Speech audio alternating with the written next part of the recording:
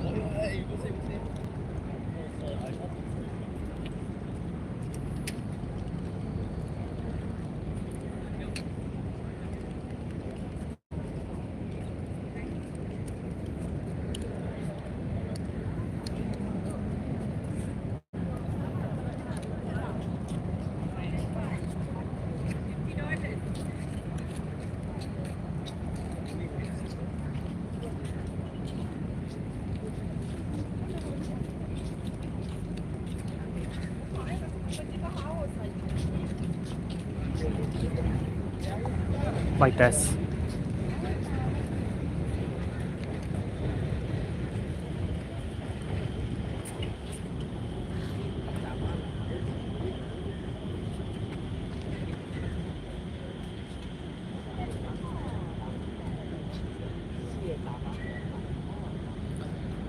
Leg test 1000, 2000, 3000.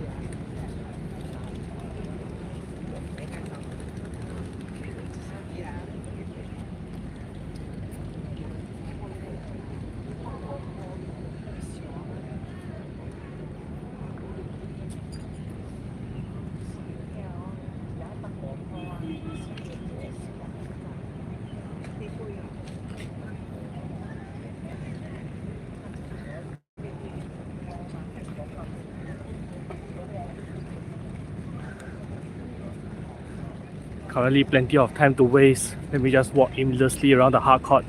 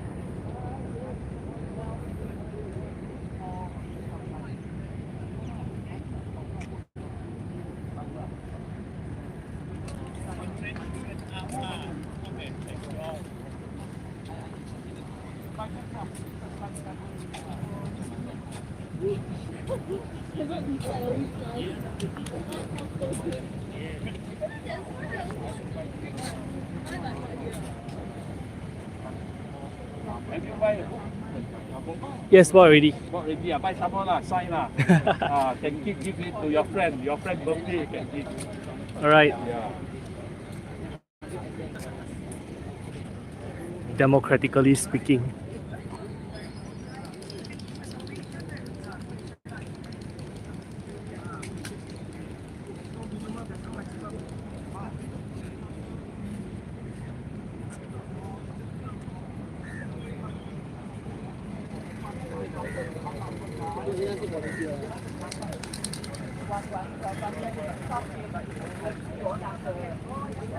Okay. Okay. Direct there. Check their serial number. And after that, they can give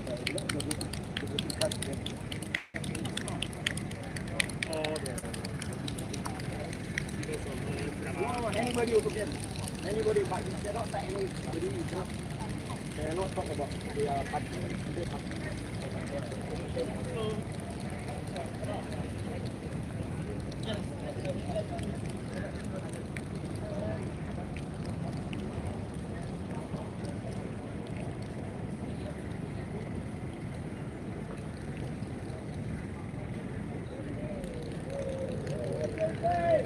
Please wait 14 more minutes to 7 p.m. The rally is not ready yet.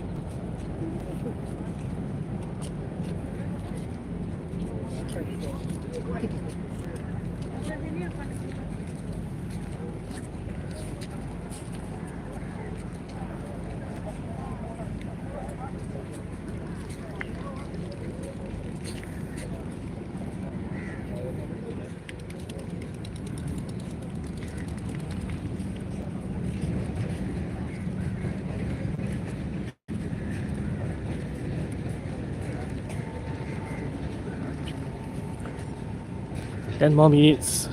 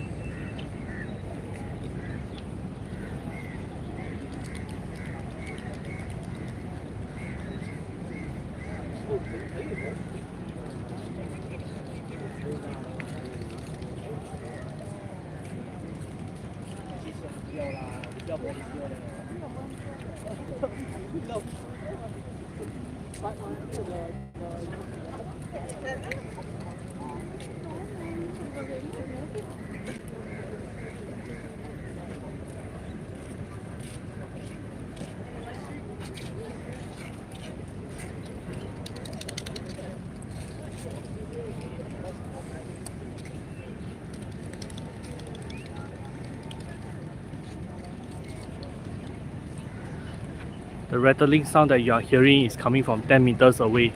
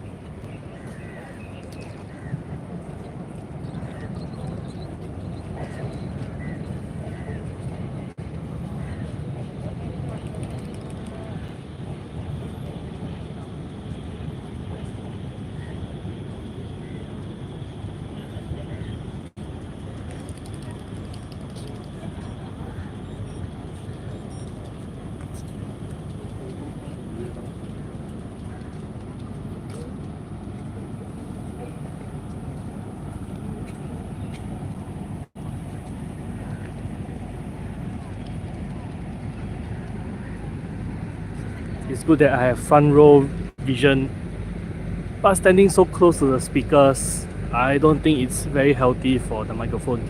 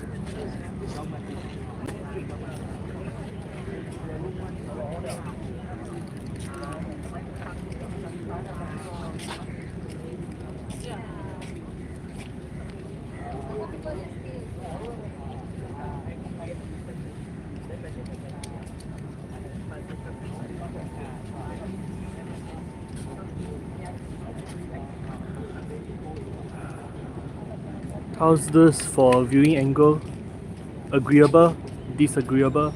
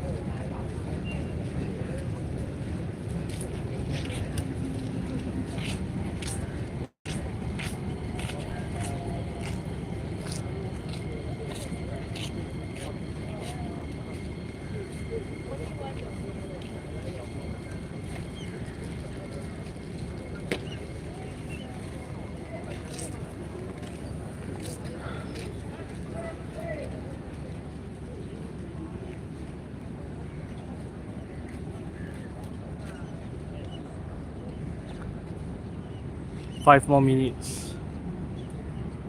And the Drizzle has returned.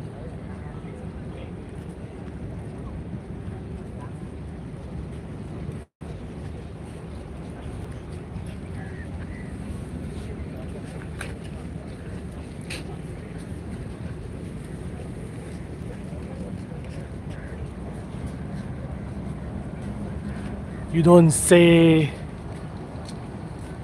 You can physically see the raindrops being reflected off the floodlights.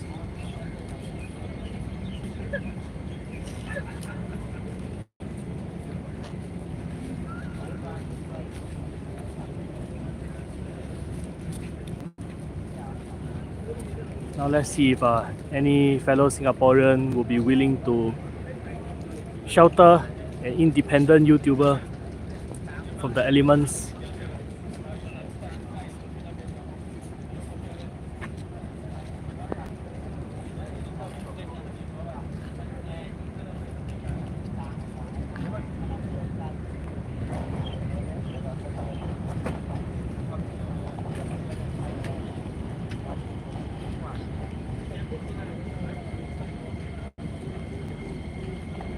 Or should I fashion a trash bag armor?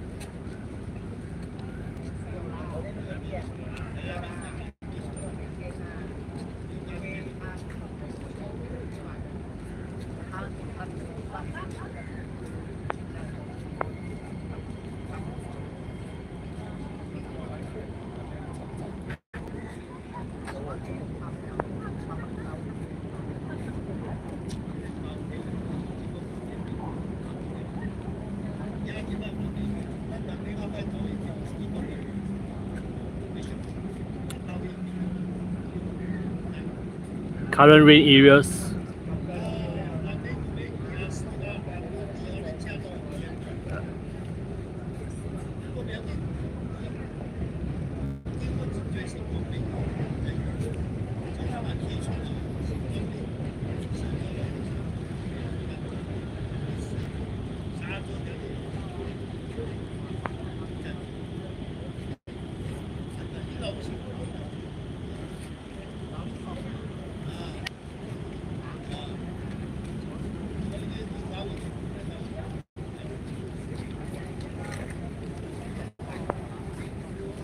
Five minutes ago, I'm the blue dot.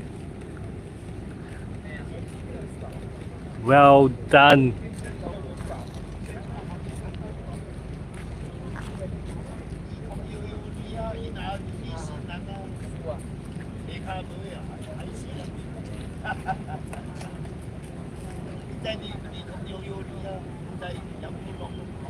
"6:59 p.m.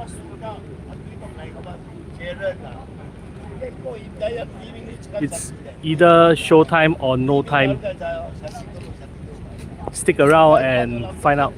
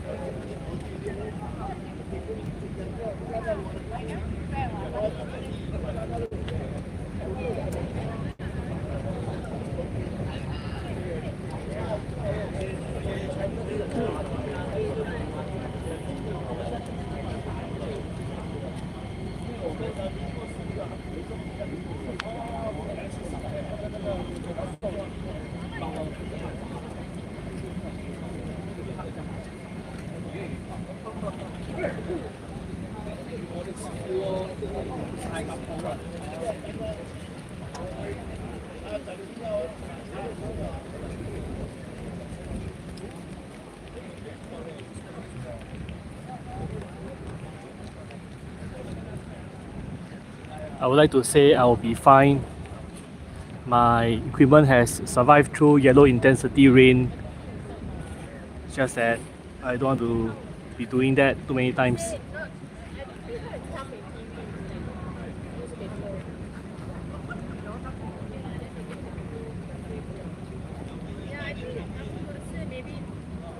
Well, my equipment may survive, but I don't know about myself.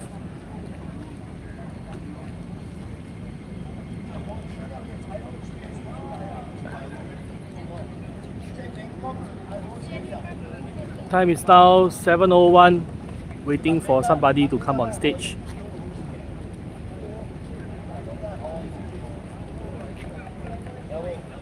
Meanwhile, just hang around and pretend you are entertained.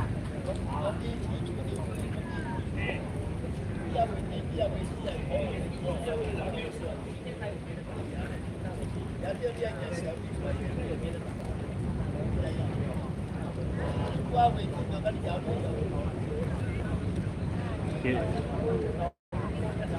Most of the would-be participants have taken shelter at the ground floor of Sun Plaza. A wise choice.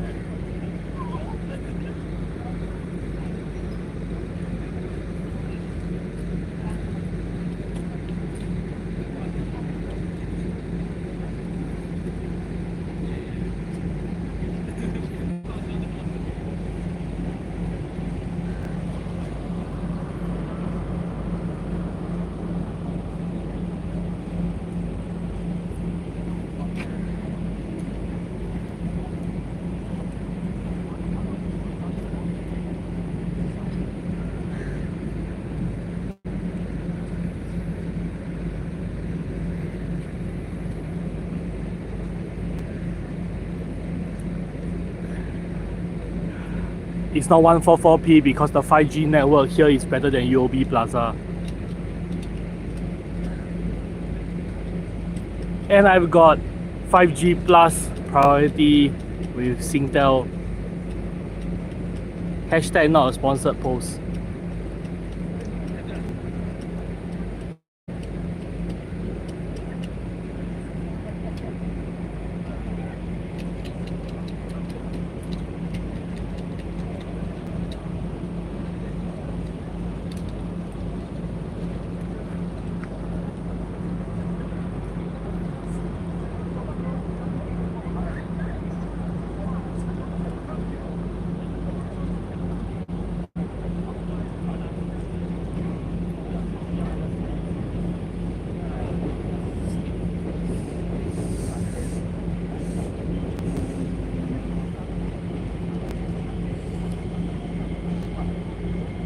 Current rain is not letting up.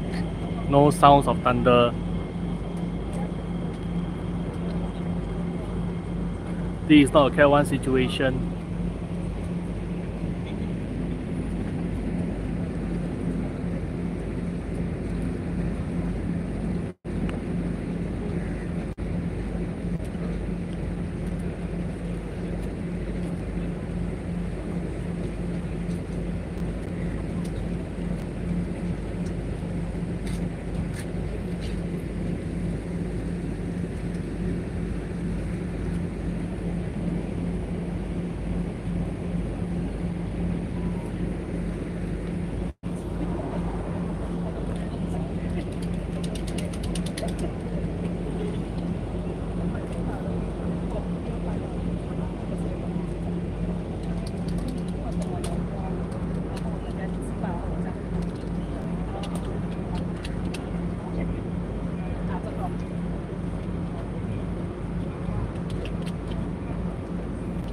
Are you not entertained?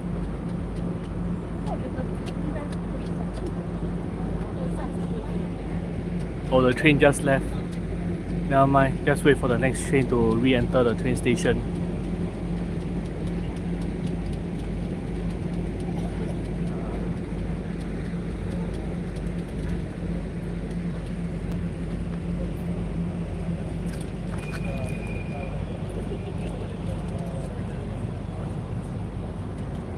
Yeah, raincoat is taking pictures.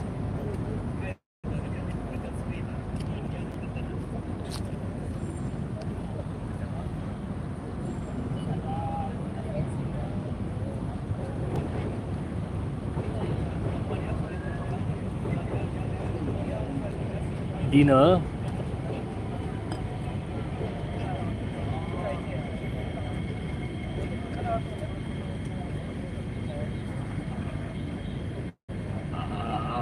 Yeah, you asked a good question. What's for dinner?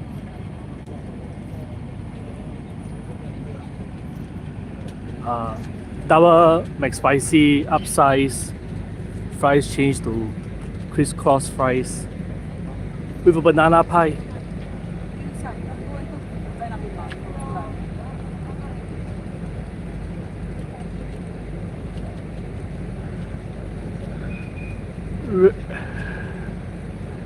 Rallies are scheduled to start between 7 to 10 p.m. So if the rally doesn't start at 7, it's most likely being delayed. The number one reason for the delay today will be the rain.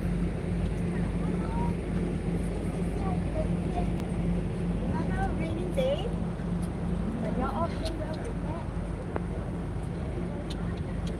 Here comes the Chobo MC.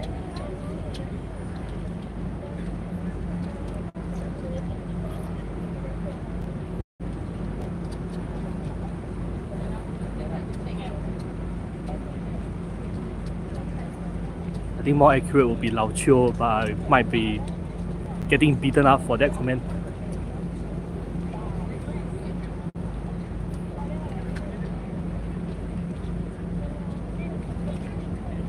Right. So my fellow Singaporeans, just be patient. The MP candidates are still around.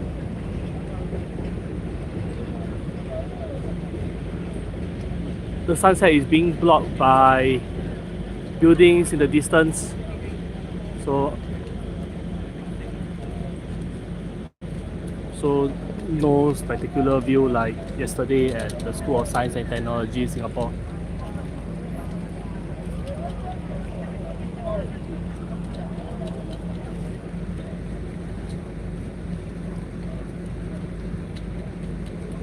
But the orange glow might persist for another 10 minutes.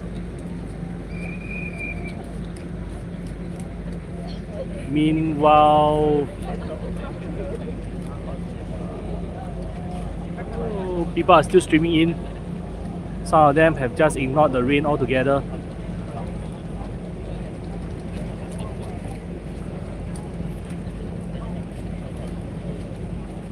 Let's have the herd mentality at work.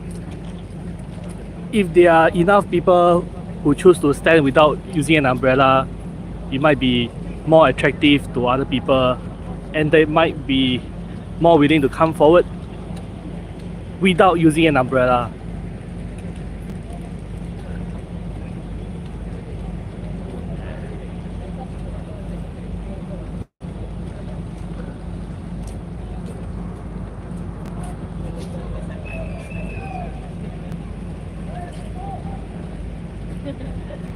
It's okay. Once some Plaza void deck or ground floor hits saturation point, security will more naturally than not usher people away from the ground floor. That's the push and pull factor at work.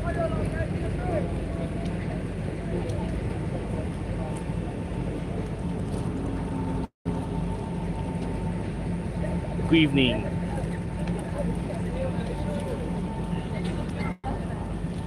This is the designated entrance.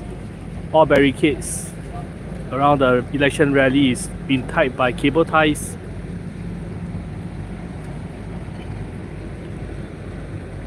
the only way you're going to be getting through is either by climbing or snapping the ties.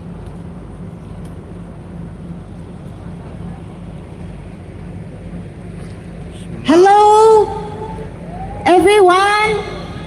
Welcome back to Sun Plaza. Welcome back to Sembawang GRC. Sound check.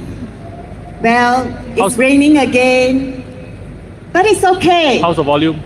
I will stand in the rain with you like last time we are here. That was like 3 days ago. So stay with us. Unfortunately, all our SDP umbrellas are sold out, but I can see quite a few umbrellas here. Please share with the one next to you, because sharing is caring.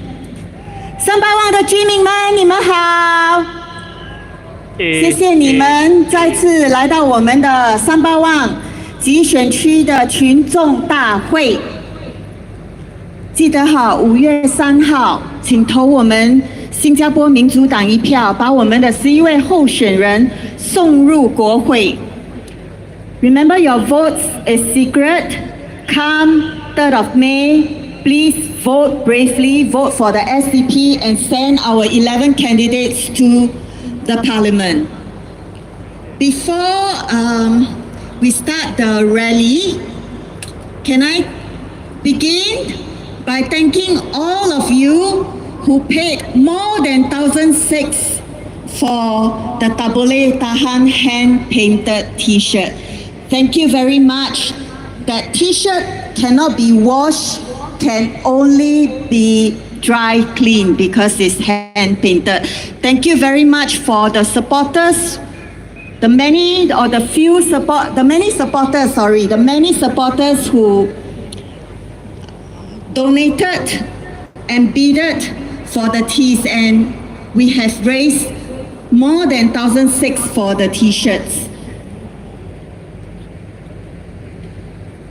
And also, we at SDP, we have good friends, and our good friends are fellow Singaporeans like you. Our good friends are people who came forward to volunteer for us, even though we did not promise them free parking or free to choose the primary school that they can send their children to. Can you join me to give a round of applause to our volunteers? All over us, from the merchandise booth to our media team, to our election agent, thank you very much. We also have 11 very good friends. And these 11 good friends are brave enough to be standing as candidate for SDP, even though we did not promise them electoral success, or we did not promise them mayorship when they get elected, but they stepped forward. So come 3rd May, please vote our 11 good friends, our 11 candidates to Parliament. Last but not least, we at SDP also have very good friends in every one of you here who come to our rally even though we did not offer you free chicken rice or free buses back or offer you umbrella, but you stand in the rain with us. And come and buy, and you even come and buy our merchandise. Volunteers for us when we call for polling agent. Ladies and gentlemen, give a round of applause to yourself. Thank you very much for that friendship with SDP all these years. I know among our supporters here with us, some whom I talked to, that they told me that they have actually followed us for like 20, 30 years. Thank you very much. That's very touching. And having said all this, I still would like to thank our media. Thanks for being here and doing the live streaming, broadcasting our rallies, and your very unique way of helping us with our marketing. Thank you very much, because that has actually helped us to sell our merchandise. In fact, our umbrellas, our mugs, our tabole tahan tees are all out of stock. Thank you very much. But we still have books, we still have bears that y'all can actually go to the merchandise booth. And we also would like to take this opportunity to thank our policemen, some of them standing under the rain. I'm standing with you as well. Thank you very much for keeping us safe and keeping this place orderly. We do appreciate 2 more nights. Thank you, our policemen.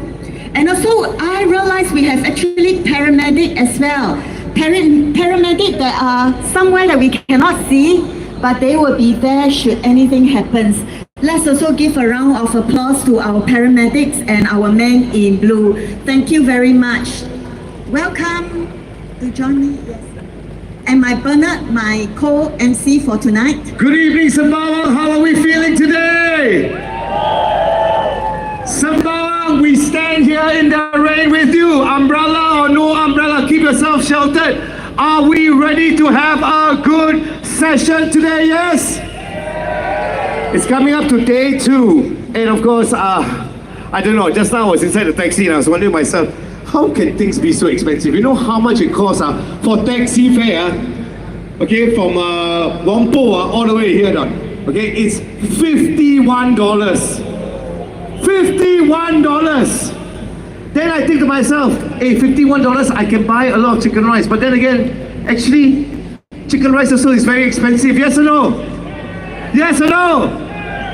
And we stand here in the rain. I shouldn't even call this a session. I should be calling it the frontier to SDP being in Parliament. And because of you, every one of you, ladies and gentlemen, who stand as one voice in the rain, give yourself the biggest cheer, everybody! We stand here in the rain. There are 2 things I'd like to address. Today, when I woke up in the morning, I saw TikTok. Oh, I saw Instagram. I saw a lot. The first thing that I want to address when I spoke to my dear learned friend and introduced him, which was Alfred. Okay, I want to say this. I want to say that he is a 45-year-old sounding. Okay, ladies and gentlemen, he sounds like a 45-year-old in a 27-year-old body. That's what he is. And Alfred, ladies and gentlemen, has come quite a long way right here to make that stand. Can we please make some noise for Alfred, everybody? So once again, ladies and gentlemen, he sounds like a 45-year-old in a 27-year-old body. He is very young and still very young. Okay, second thing. The main thing that I saw is something that I want to highlight to everybody right here. You all saw Jaslyn, right, everybody? You saw Jaslyn and you saw there was a video of her that keep talking about merchandise. Yes or no, guys? Yes or no, guys? I don't know where that video came from, but I just want to say, for my sister here, you are my sister, okay?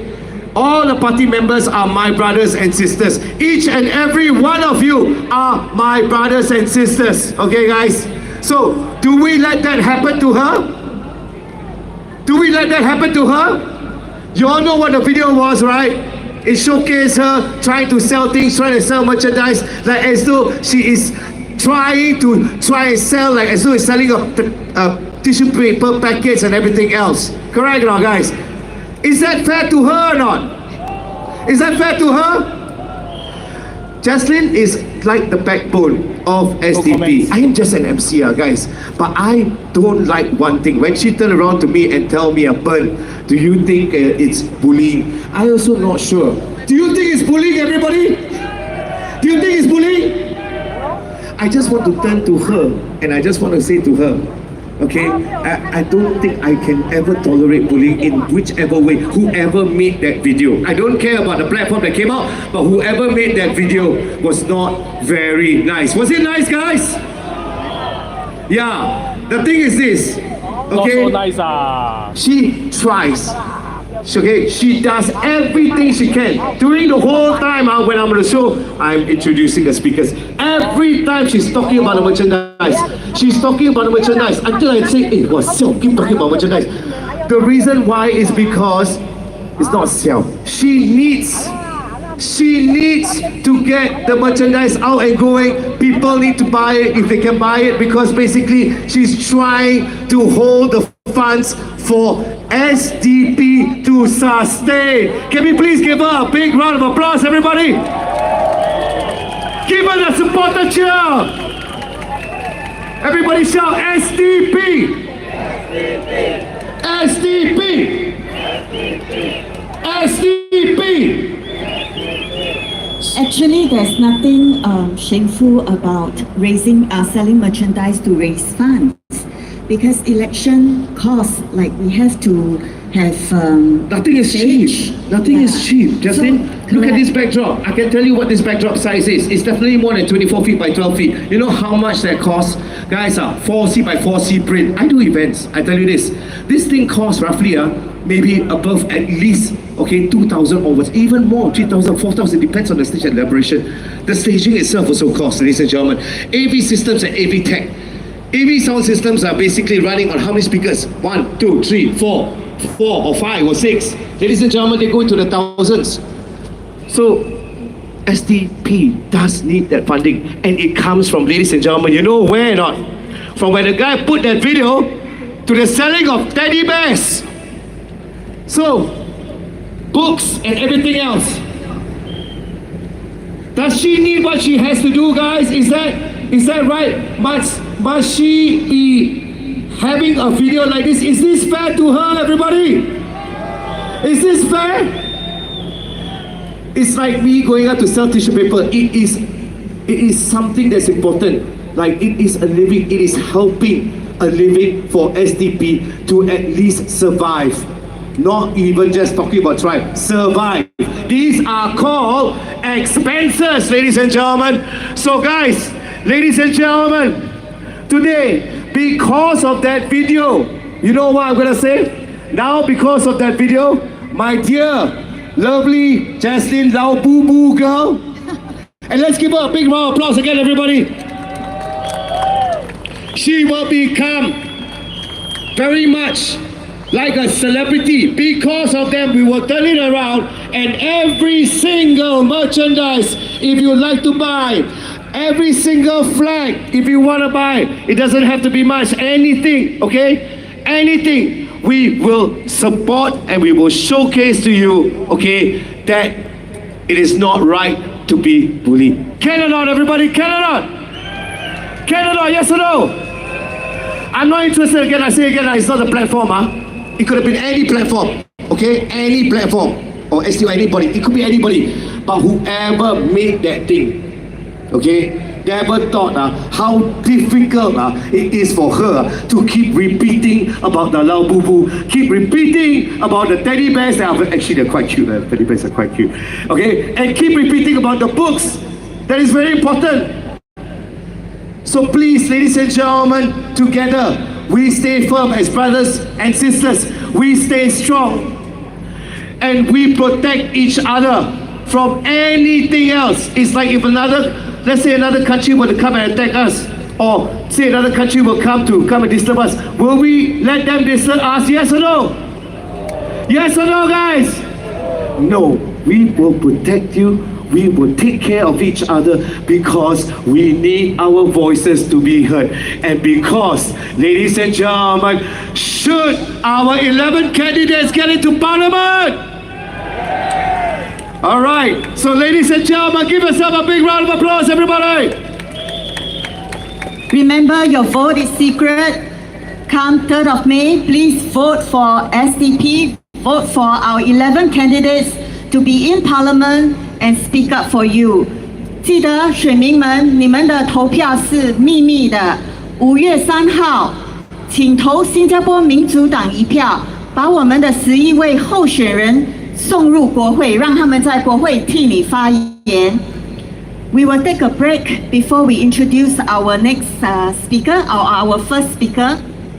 Just give us like few more minutes. Give us a few more Three minutes, ladies and gentlemen. Ladies and gentlemen, I think our umbrella can take down for a while as well because it is about to start. I think that's why the rain has gone away. Ladies and gentlemen, the rain has gone away.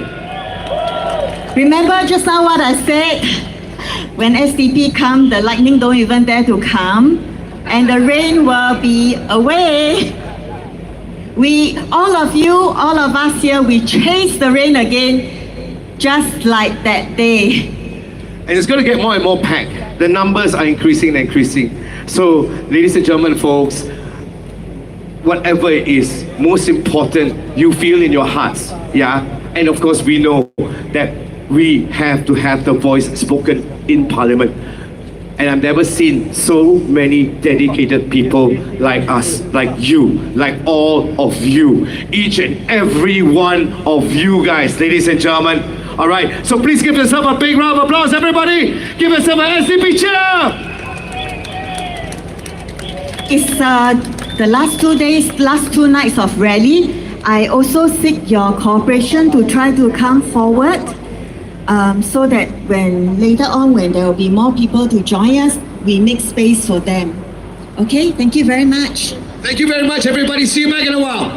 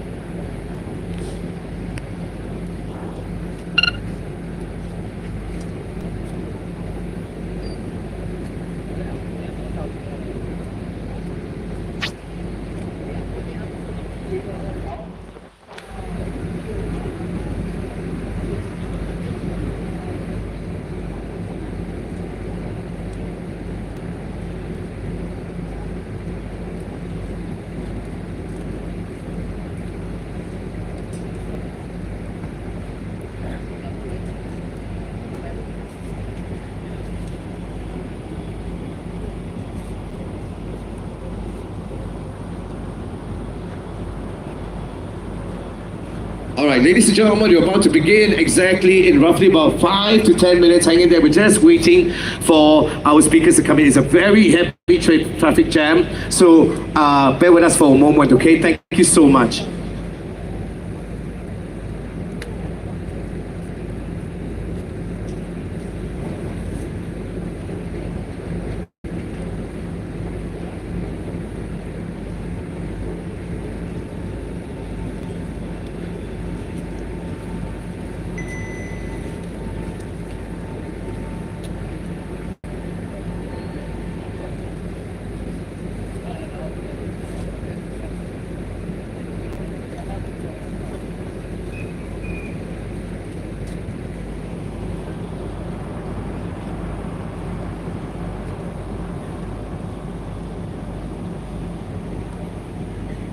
They say traffic, I don't think they mean the train traffic.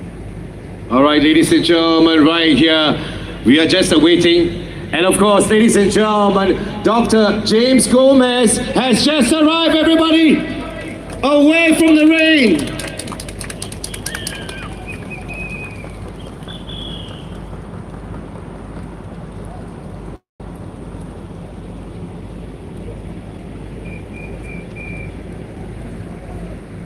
Save! Oops. Spoke too loudly.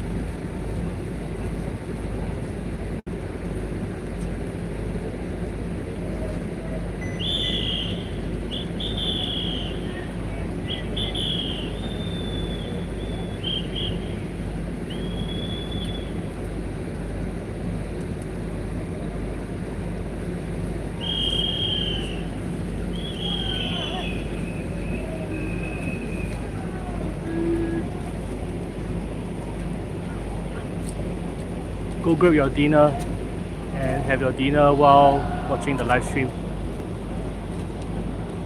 You are in for another 2 hours or 20 minutes of action rally fever.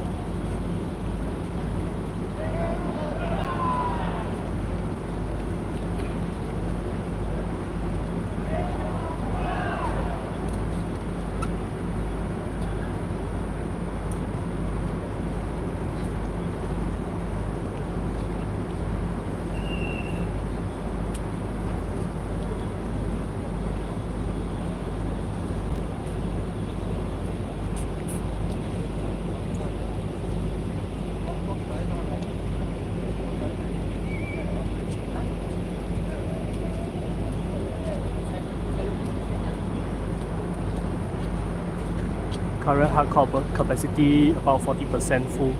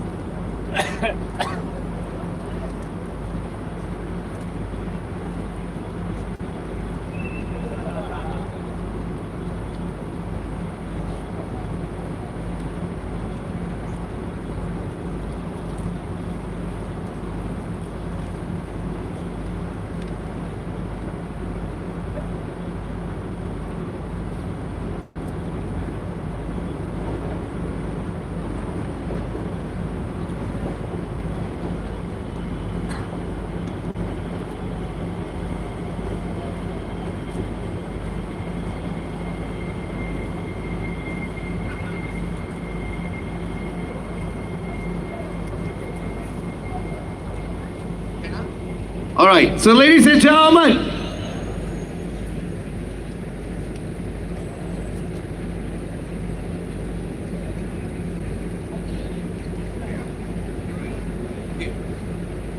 while we are waiting right here, okay, for the next speaker, which is in about 5 to 10 minutes, 5 minutes or so, 5 minutes or so. SCP people, are we here? Are we here? Everybody raise your flags, everybody! Raise your clappers, everybody! Your whistle. All right, so now, before we begin, okay, and I will be the one doing the merchandising. And the TV can look at me. TV look at me, okay? You don't come and disturb my sister, okay? Okay, guys, ladies and gentlemen, for every single one, now that you see how things are, please help with the purchase as well, okay guys, of your bears, your lao boo boo, and everything else, okay guys? So ladies and gentlemen, she's going to be asking the questions. Everybody blow your whistle! And I will be giving away the prizes right here, okay guys? Alright? We have some fun, we have some quiz. Whoever can answer the question correctly will get a free bear. First one, the people that shout SDP the loudest, SDP. I will start giving you away all the lovely merchandise here. Okay guys, ladies and gentlemen, beginning right here with the book, ladies and gentlemen, is very important. So everybody, let's shout SDP. SDP. SDP! SDP!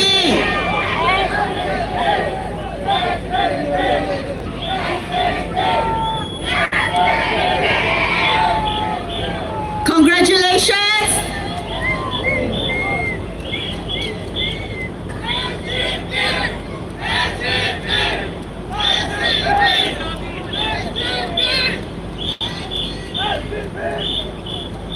governor is giving away free even though y'all don't have to answer any questions. He's been so generous today. The lucky one who got the books, later Dr. Chi will be, after the rally, Dr. Chi will be somewhere in the front to do the autograph session. Okay, so please stay with us. All right, ladies and gentlemen. Hey, by the way, some Plaza was at the back, right? Has everybody eaten on? 吃饱了没有？吃饱了没有？吃饱了没有？没有啊。Okay, there's McDonald's right across over there. Go and eat. I also have not eaten my dinner yet. Okay, ladies and gentlemen, you feel like a bit faint? Never mind. Just go out and go and eat. Okay, No, we I have heard the best lineup of there's speakers. a 250 chicken rice somewhere. 250 chicken rice? 250 chicken rice. Sembawang has Is 250 it? chicken rice. $2.50 chicken rice. $2.50 chicken rice in this day of age is quite rare. Sembawang people, I just want to ask you something.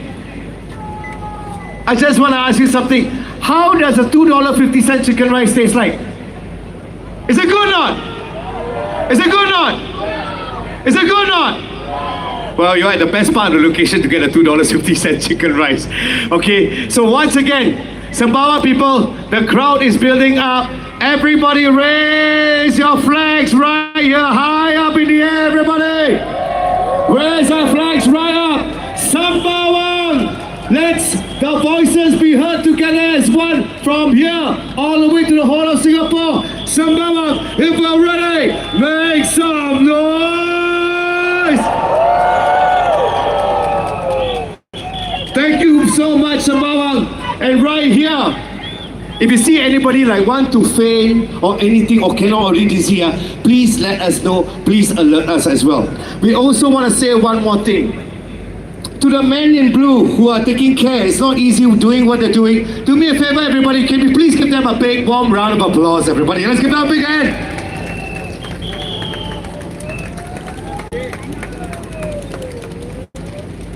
All right. Ladies and gentlemen, are we ready to hear for our first speaker? Is it about time? Okay, let me introduce our first speaker. He used to be a young Democrat when I just got to know him. He's Mr. Azhar Sulaiman, and he is a very prominent youth leader in the Malay community. Ladies and gentlemen, let us give a warm welcome to Mr. Azhar Sulaiman.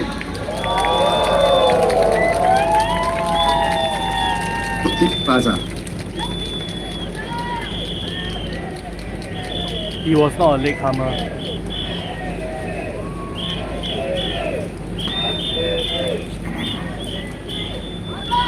Yeah.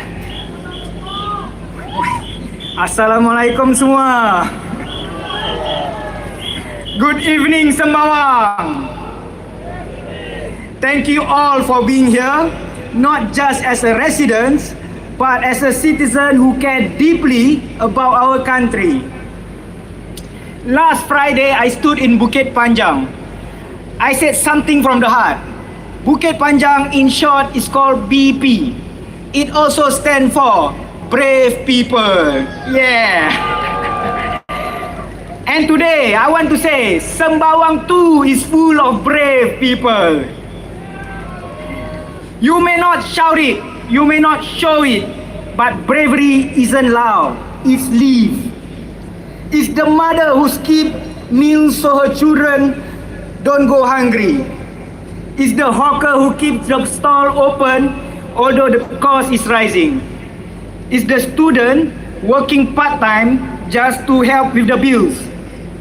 Bravery is waking up every day knowing the system isn't fair, but showing up anyway. But they tell you everything is fine. They say, trust us, HDB is still affordable. Trust us, the economy is strong with them.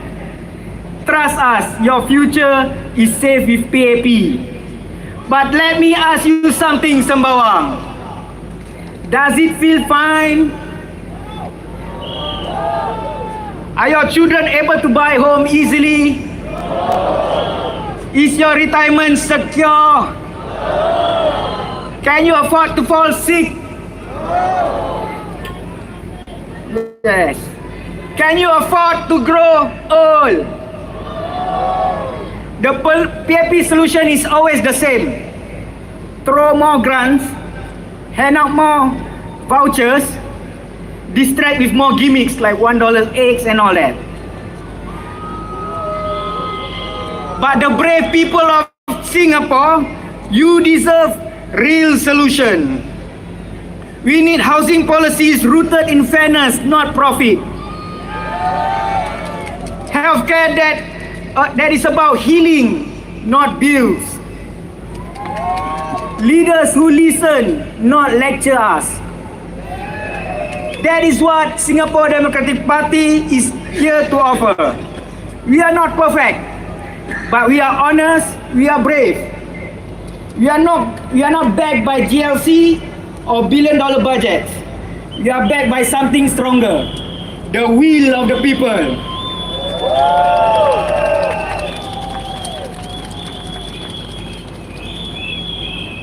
Now, many of you know that I am a real estate agent in the day. So tonight, I want to talk something that is close to my heart.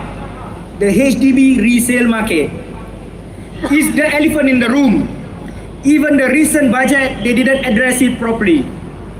Yes, prices continue to rise and fast. Last year alone, the price of our HDB increased by 10%. Here in Sembawang, the cheapest 3-room flat costs nearly 500,000. Why? Because there are hardly old flats in Sembawang. So if you are single and 35, you almost cannot afford a resale flat here. Unless you are a high income earner or have significant CPF or cash savings. HDB own website shows that it has increased 37% in the last 4 years. Last week I shared how my client 4-room flat gained 65% just like that. 65, just like that, in 5 years. Yesterday, I calculated for another client of mine, 5-room flat. It grows 60% in 5 years. Do the math for your own home. You might be shocked. Some might say, good what? Price go up. But really ask yourself, who benefit the most when every year the price go up by 10 to 12%? Is it the young people buying their first flat? The retirees looking to downgrade? No, it's the bank or HDB that borrows out your loan, your home amount or loan amount. Number 2 is the government, because the more you park your CPF in your home, the more money is available for them to do their investment. And they pay you back 2.5%, cheap loan for them. Number 3, the government again, because they collect more tax, property tax, and all the stamp duties when you buy a home. But we are not here to complain. We are here to offer solutions. That's where our non-open market flats policy is here. For those who want a home, not investment, no land cost, must sell it back to HDB, simple, secure and fair, so it'll be cheaper. Because not everyone want to get rich in life. Some just want to be happy for peace, stability and dignity. Why not provide the option for us? Number 2, our solution is rent to own scheme for first time homeowners, where rent contributes towards eventual ownership. Every year, I meet at least one client of mine that want to sell their flat the same year that they collect their keys. Most of the time is about because they are getting divorced. I'm sure HDB face this a lot of time for their BTOs. And I have one more idea. This is for the sandwich class. Do bear with me because not everyone would relate to this, but it has something to do with our slogan. Thrive and not just survive. The proposal is scrap ABSD for Singaporean buying their second property. Because today, if you have a HDB and you want to buy a second property, you have to pay almost 24% of extra taxes. That is not helping people to grow. That is holding them back, killing their dreams of wanting to own a second home. Maybe that's the point. PP don't want us, PP only want us to survive, not thrive. Sembawang, I came here for this rally, I saw potential. I saw pride, I saw pain that had been ignored for far too long. But most of all, I saw bravery for coming here, although it was raining just now. So bravery is not just in Bukit Panjang, it's not just in Sembawang, it's in all of us, waiting to rise. So tonight I ask you, be the brave people who choose change. Be the brave people who say enough. Be the brave people who light the path forward.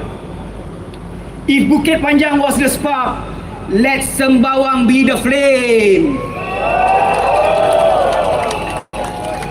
Let's show the whole nation that courage is contagious. That hope is powerful. That change is possible. On 3rd May, all of your voters will be equals. All of your vote will be equal. And it will be very important because it will be a very tight contest for all our 11 SDP candidates. So vote with your heart. Vote with hope. Vote like the brave people you already are. Thank you, Sembawang. Let's be brave together. Let's take our future. Jadilah orang yang berani. I would like to end with a simple poem for all of us. We are not the rich, we are not the few, but we are strong and we are true. We don't have power, gold or fame, but we have hope. That's our flame. So rise with courage, cast your vote for dreams we held, for words we wrote. The future is ours, no more disguise.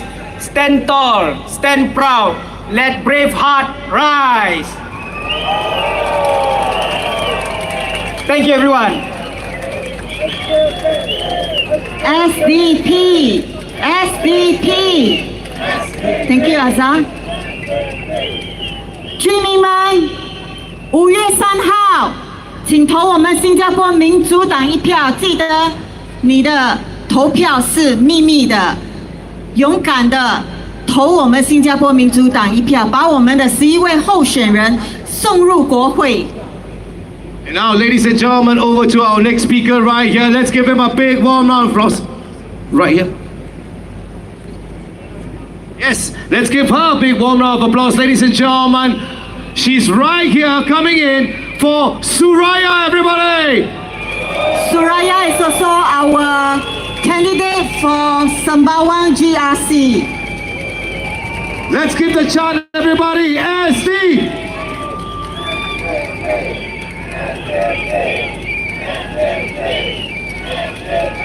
Ladies and gentlemen, Suraya. That's perfect. Yeah. Thank you so much.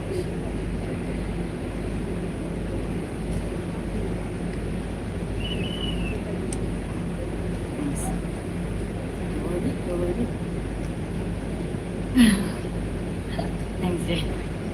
Thank you, Shawa. Thank you. Good evening, Sembawang. Wow, it's good to see so many of you here tonight. We want to extend our sincere gratitude to our members and change makers for their tireless effort and dedication.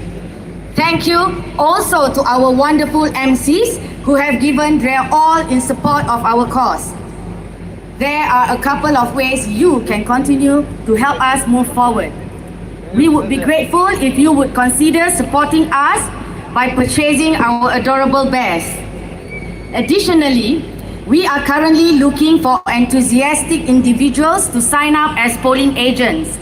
Your involvement in this crucial role would be invaluable. Thank you for your ongoing commitment and support. We note Minister Ong Ye Kung's suggestion that the Singapore Democratic Party has taken a leaf from another opposition party's housing proposal. This is factually incorrect and misleading. Let's set the record straight.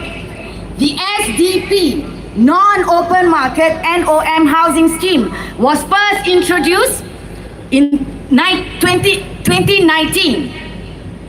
The NOM scheme proposes that HDB flats be sold based on construction and administrative costs only without inflated land costs.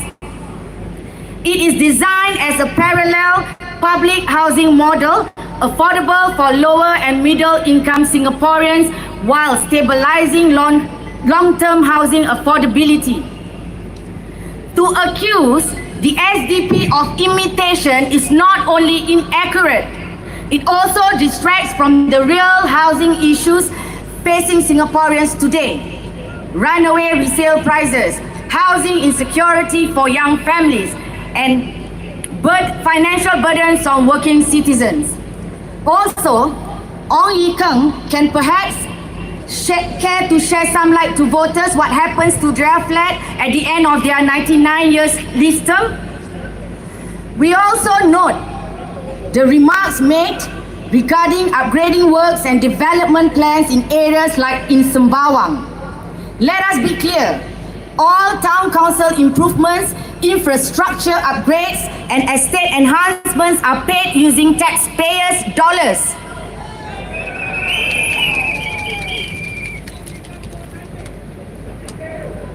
They are not party gifts. They are not political rewards. They belong to the people of Singapore, regardless of who they vote for.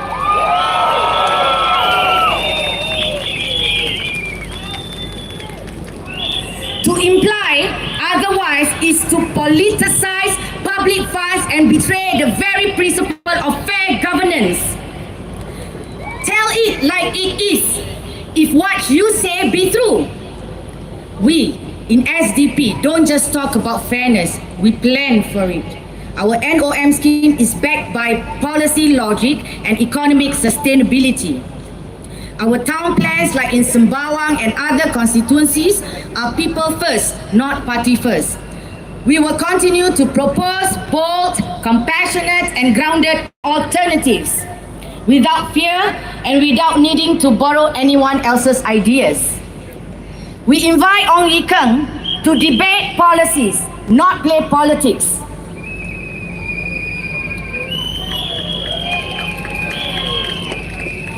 Let us move the conversation away from turf wars and back to what truly matters: the people's homes, the people's lives, and the people's future.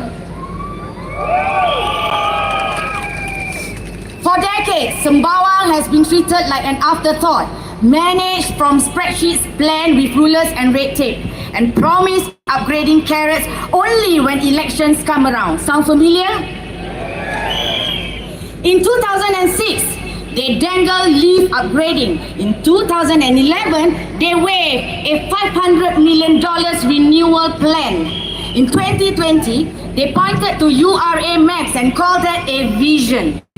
And now, in 2025, they say, look, a seafront district coming soon. Maybe, eventually, just trust us.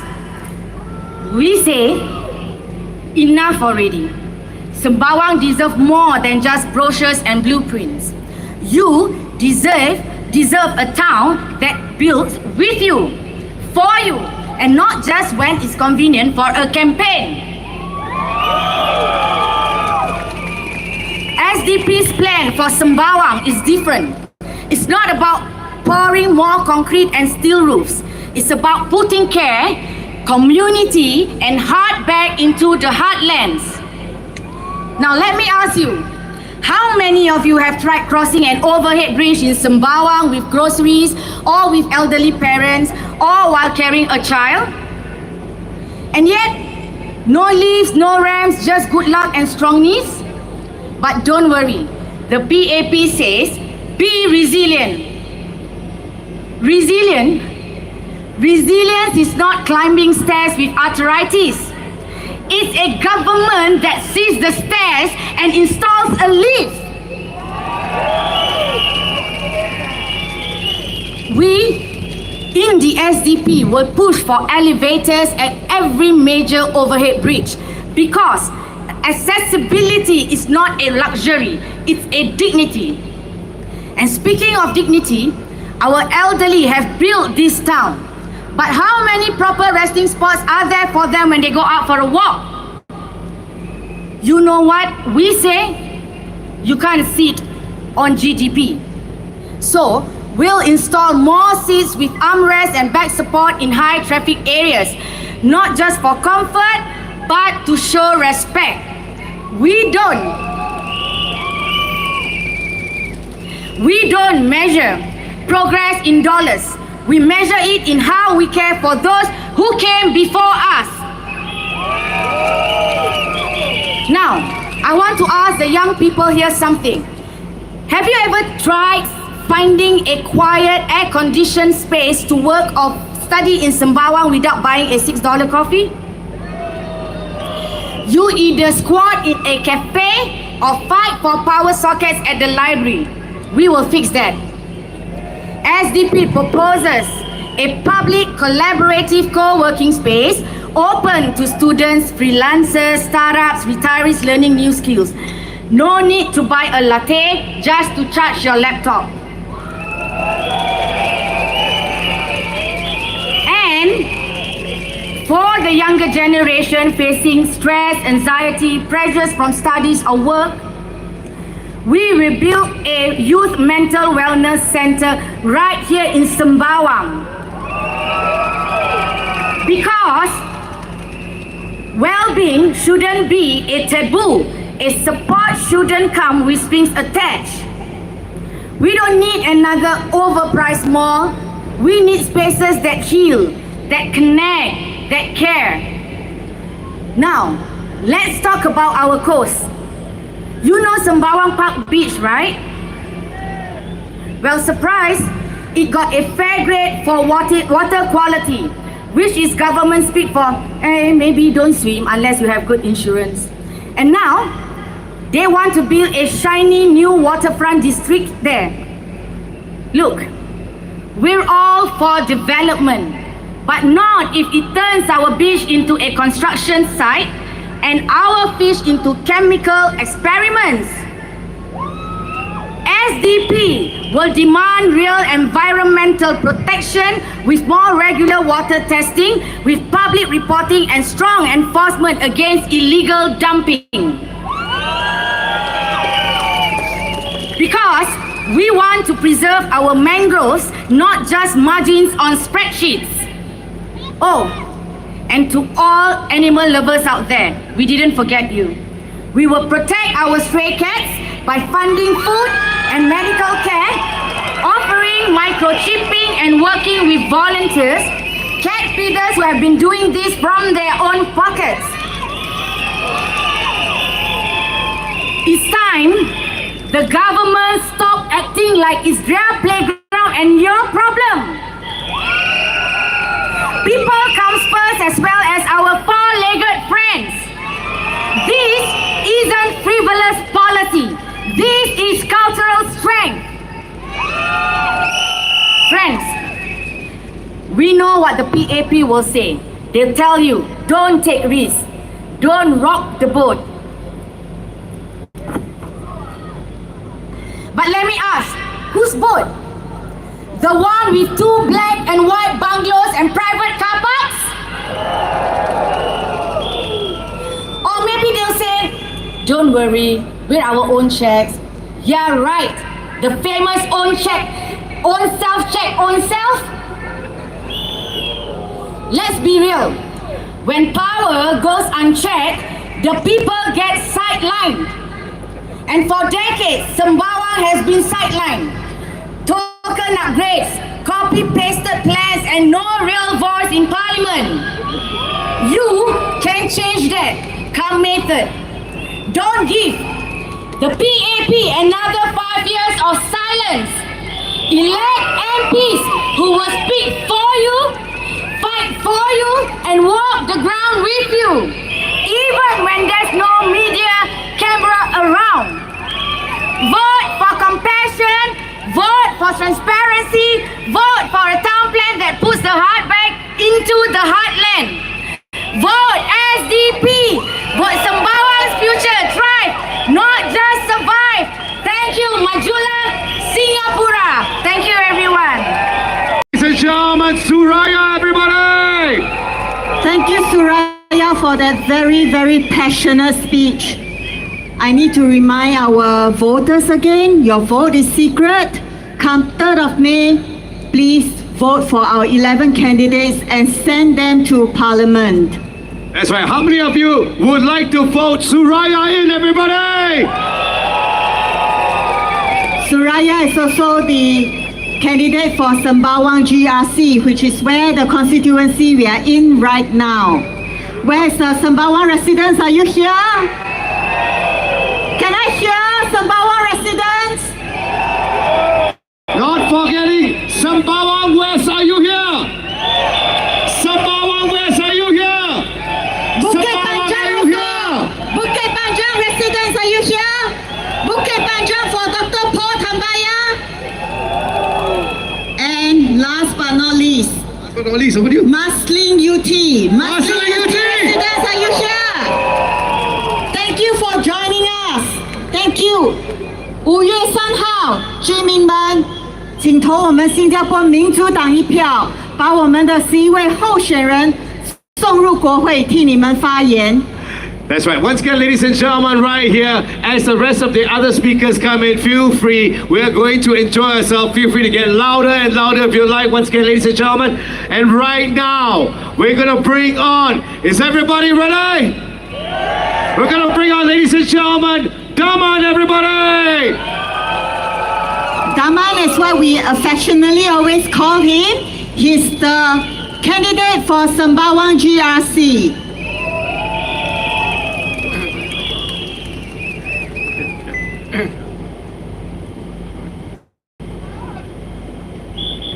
People of Sembawang GRC, how are you tonight? Tired, huh? Tonight is our final pitch to you, our Sembawang voters, to vote us to be your SDP MPs. The power of change is back in your hands, a change that ignites hope from the deepest of our hearts to shape for ourselves and our families, our loved ones, a future we all want for our country, Singapore. Out of 7 rallies we held, 2 of them at Beacon Primary School in Bukit Panjang, the sky gifted us with a beautiful and gorgeous rainbow. Do you see that on Facebook? Is that a sign, my friends?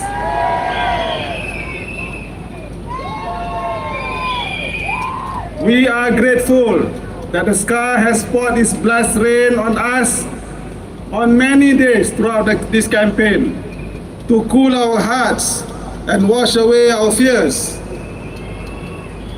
Sembawang, you have embraced us with your smiles and cheers, urging us on, Jayo! When we meet you at the coffee shops, the MRT, the corridors of your homes, we feel the warm welcome. Thank you, Sembawang!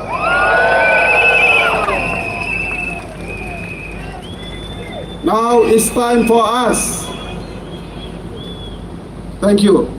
Now it's time for us, the 5 candidates, to promise and pledge to you our commitment if you make us your SDP MPs on the 3rd of May. Number 1, we will speak up for you in Parliament on the issues that concerns you the most, that the PAP don't. Number 2, we will together run your estate and your town council professionally and efficiently on our own, with the support of our seasoned and experienced members who previously have done so before. Number 3, we will conduct the Meet the People session regularly to listen to your concerns and complaints and endeavor to help you the best we can in partnership with each other and relevant agencies whenever required. Number 4, we will engage you by organizing regular town hall meetings focusing on aspects of life and living in Sembawang. And finally, number 5, we will strive to visit you at your homes and meet you regularly in and around Sembawang GRC. Is that okay? However, the first order of business should you elect us on the 3rd of May is to ensure a smooth transition between the previously run PAP Town Council to our newly set up SDP Sembawang Town Council.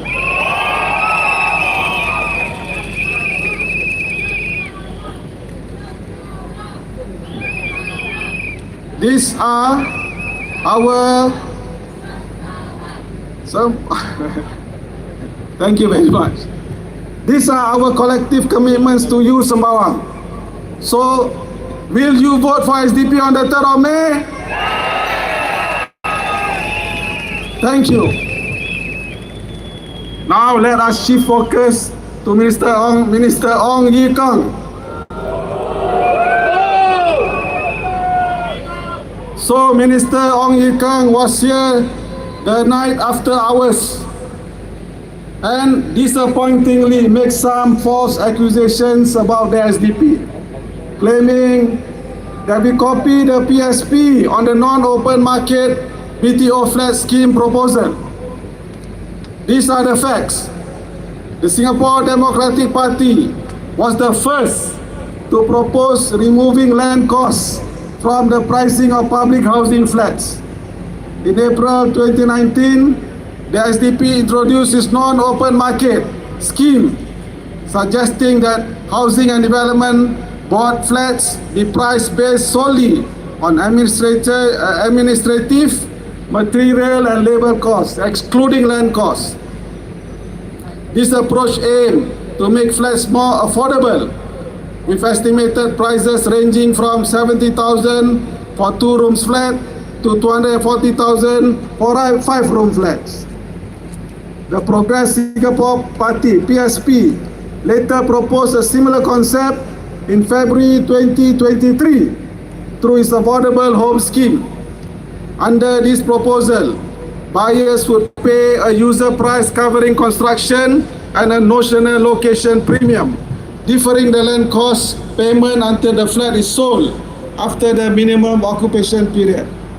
For instance, a 350,000 flat in Tengah would require an upfront payment of 140,000, with the remaining 210,000 representing the land cost payable upon resale. In summary, the SDP was the first to advocate for excluding land costs from HDB flat prices, introducing its proposal in 2019, while the PSP presented a related scheme in 2023. So how, people? Can we POFMA the minister? Yeah, so tomorrow we POFMA the minister, okay? So we always kena POFMA, right? So it's about time we POFMA them.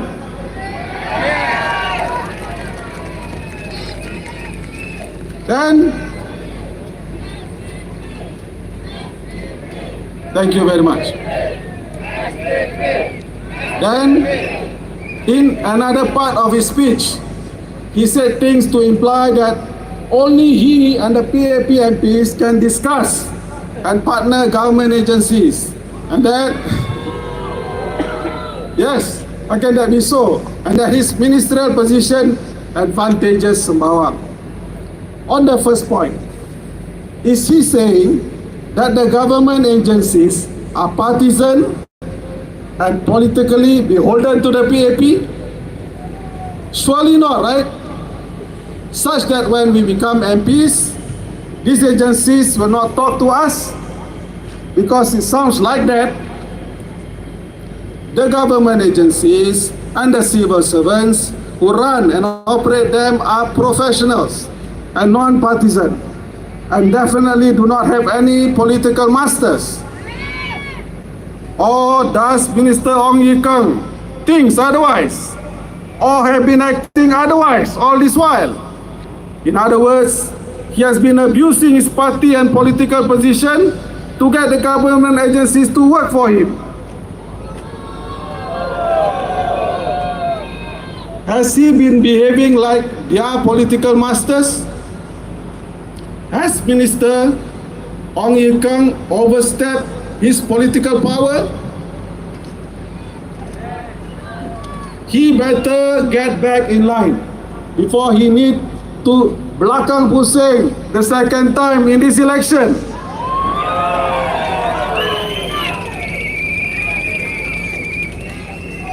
Fellow Singaporeans, this is the reality that the PAP has created after holding to power for more than 60 years, blurring the lines, becoming too comfortable with their way of working where political influence and overlapping interests seems prevalent.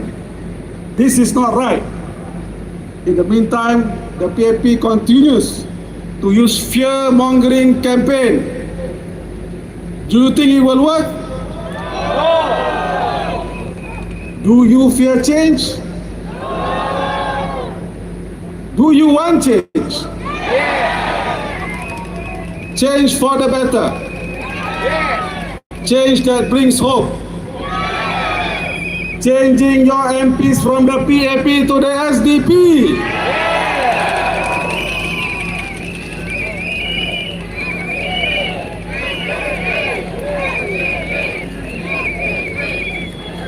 Thank you very much.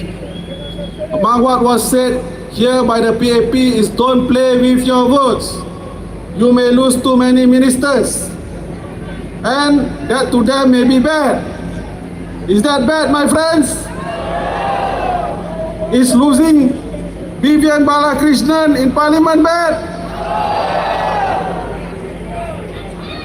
Is losing Ong Ye Kung in Parliament bad? We have Dr. Paul Tambaya can take over him as the health minister anytime.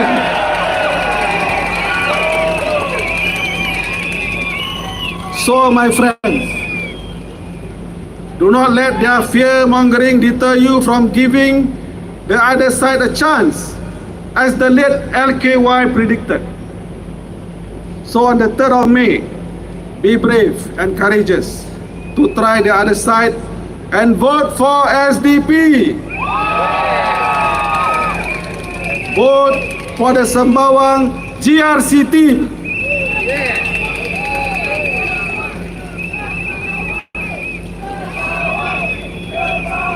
Thank you. Allow me to speak in Malay. Boleh, terima kasih. Para pengundi GRC Sembawang, anda akan mengundi Sabtu ini. Kuasa rakyat sekarang di tangan anda. Adakah anda puas hati dengan prestasi MP PAP anda? Bukan saja dalam hal ehwal bandaraya anda, tetapi yang lebih penting lagi, kemajuan yang lebih syumul merangkumi kesejahteraan anda dan keluarga anda di bumi Sembawang ini. Kami calon-calon dari SDP menawarkan khidmat kami untuk anda sebagai MP baru anda untuk Sembawang GRC.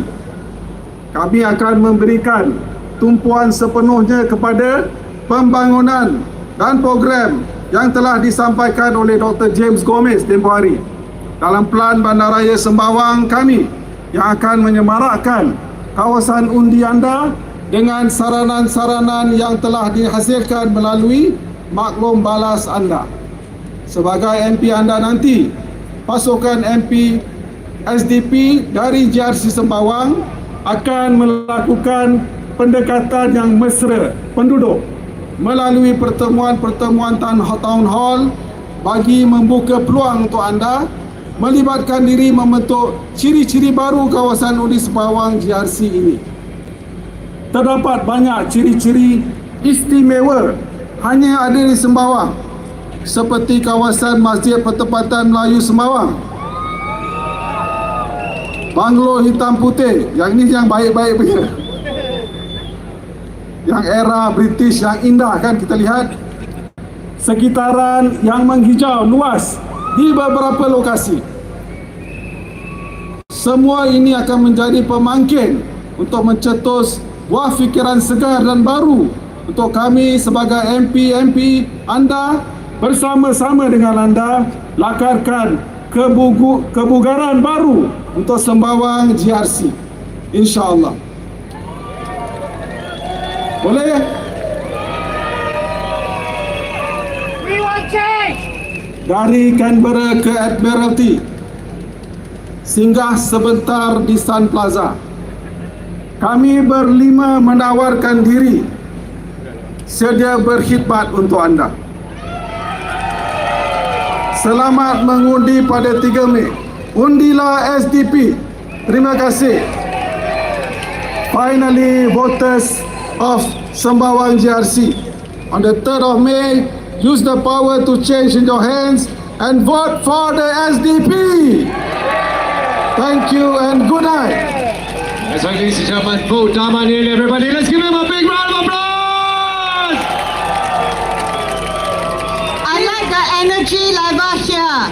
Can I hear you again, Sembawang? We want change. Sembawang, the Sembawang team here, the energy is so good.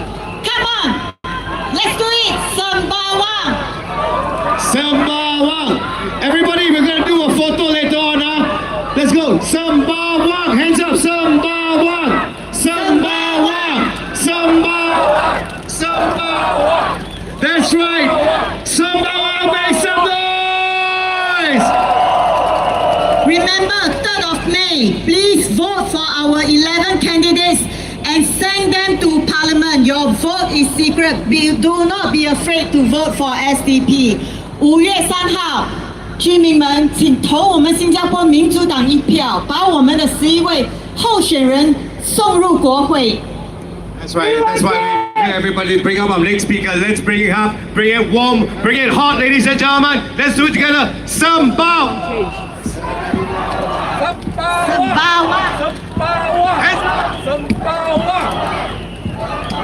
Ladies and gentlemen, Mr. Alfred, let's give him a round of applause, Mr. Alfred, everybody! Alfred is the candidate for Sembawang GRC. We want change.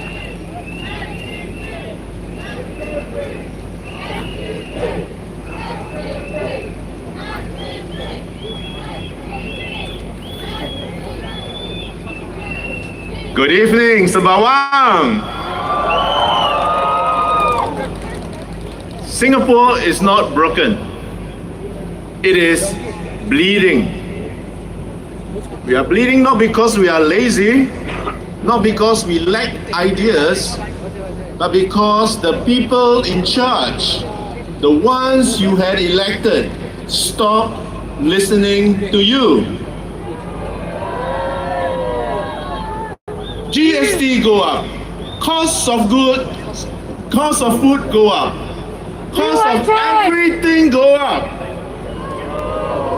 But your salary, not much.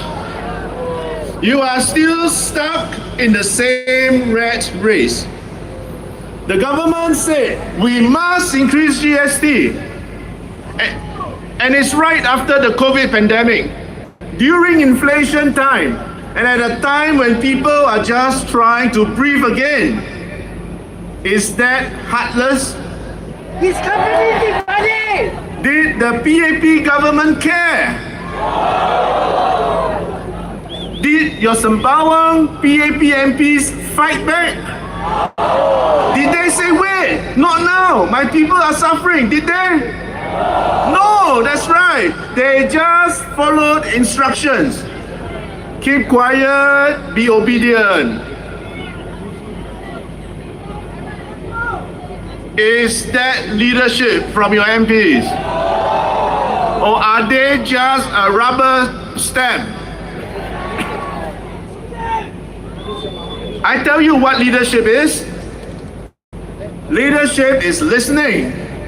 Leadership is standing up to say, this policy hurts my residents. We must change it. We want change! The SDP MP will look out for you.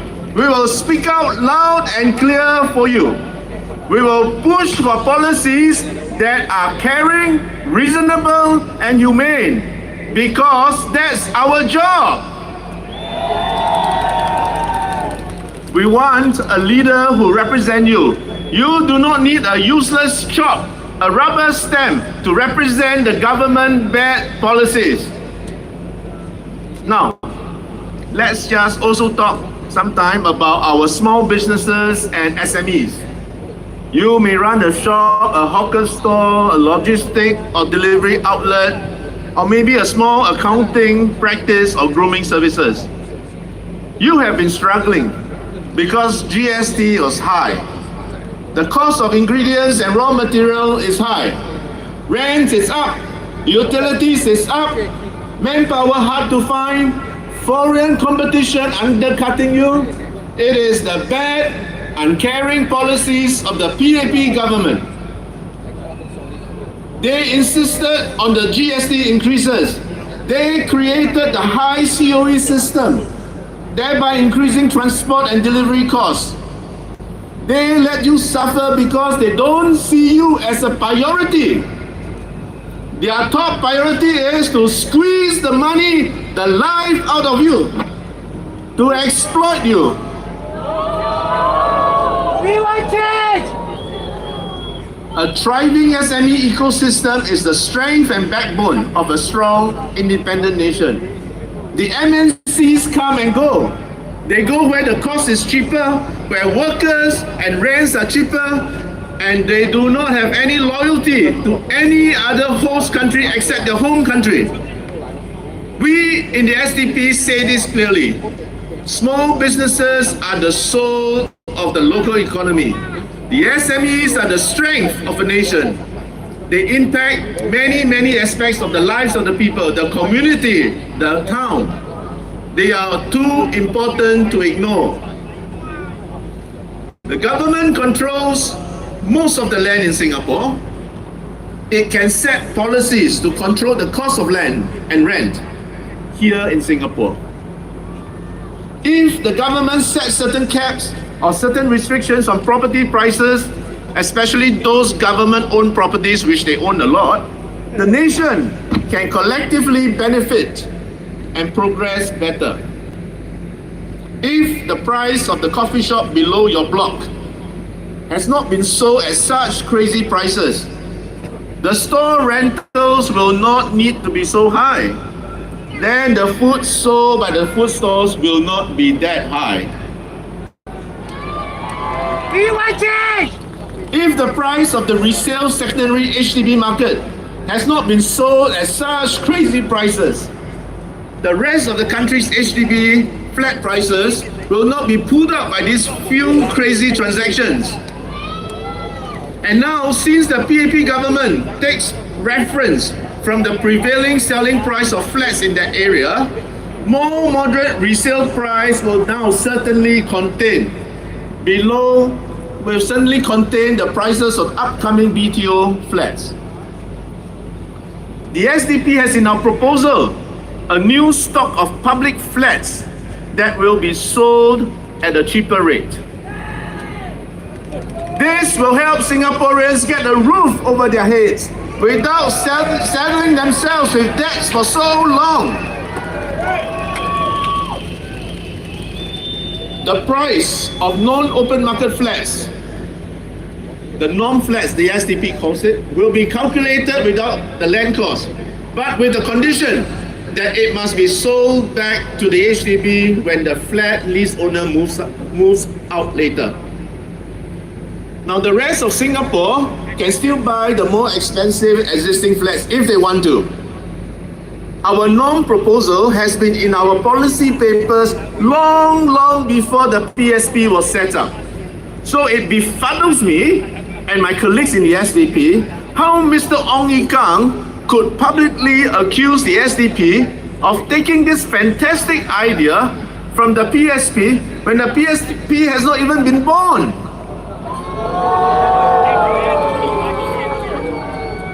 I guess paying $1 million to a minister doesn't guarantee you top quality leaders in the PAP government. And as usual, the PAP ministers will never apologize for their foul-outs because in their minds, they can make no mistakes. Is that the kind of leader and minister Singapore deserves? The bad and heartless policies of the PAP government, such as the increase in GST, the increase in property prices in Singapore, is killing the spirit of everyday Singaporeans and SMEs. That greed of the PAP government to want to squeeze out as much as it can out of ordinary Singaporeans must stop. Voters of Sembawang, stand up and reject the PAP. Send that message to the PAP. Do not fear.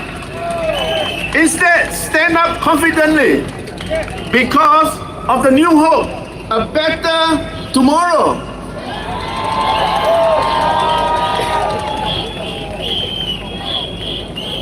And it's not just about Parliament and government policies. Let's talk about our neighborhood, our town. Sembawang deserves better town management. You deserve towns, estates that are clean, dry, safe, and vibrant. Are you flooding in certain areas? Is it clean? Residents have been talking and complaining, but is the town council listening? SDP heard you. You told us the present set of PAP MPs could not keep the town clean. Mr. Ong Yi Kang is too busy with his 100 horses. He has no time to hear your concerns. No time to respond and solve your problems. We in the SDP will push for better flood management, quicker estate response, safety patrols in quiet zones, upgrades where needed, not where it's politically convenient. Because it's not just about winning elections, it's about doing right after winning your vote. This is how we build a vibrant, caring town with real ground presence, not just posters and banners that you see around the town now.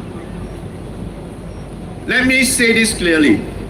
The SDP believes in building Sembawang from the ground up. Not just through policies, but through presence, through your partnership, through the people. We are not here to be heroes. We are here to be your voice, your backup, your team.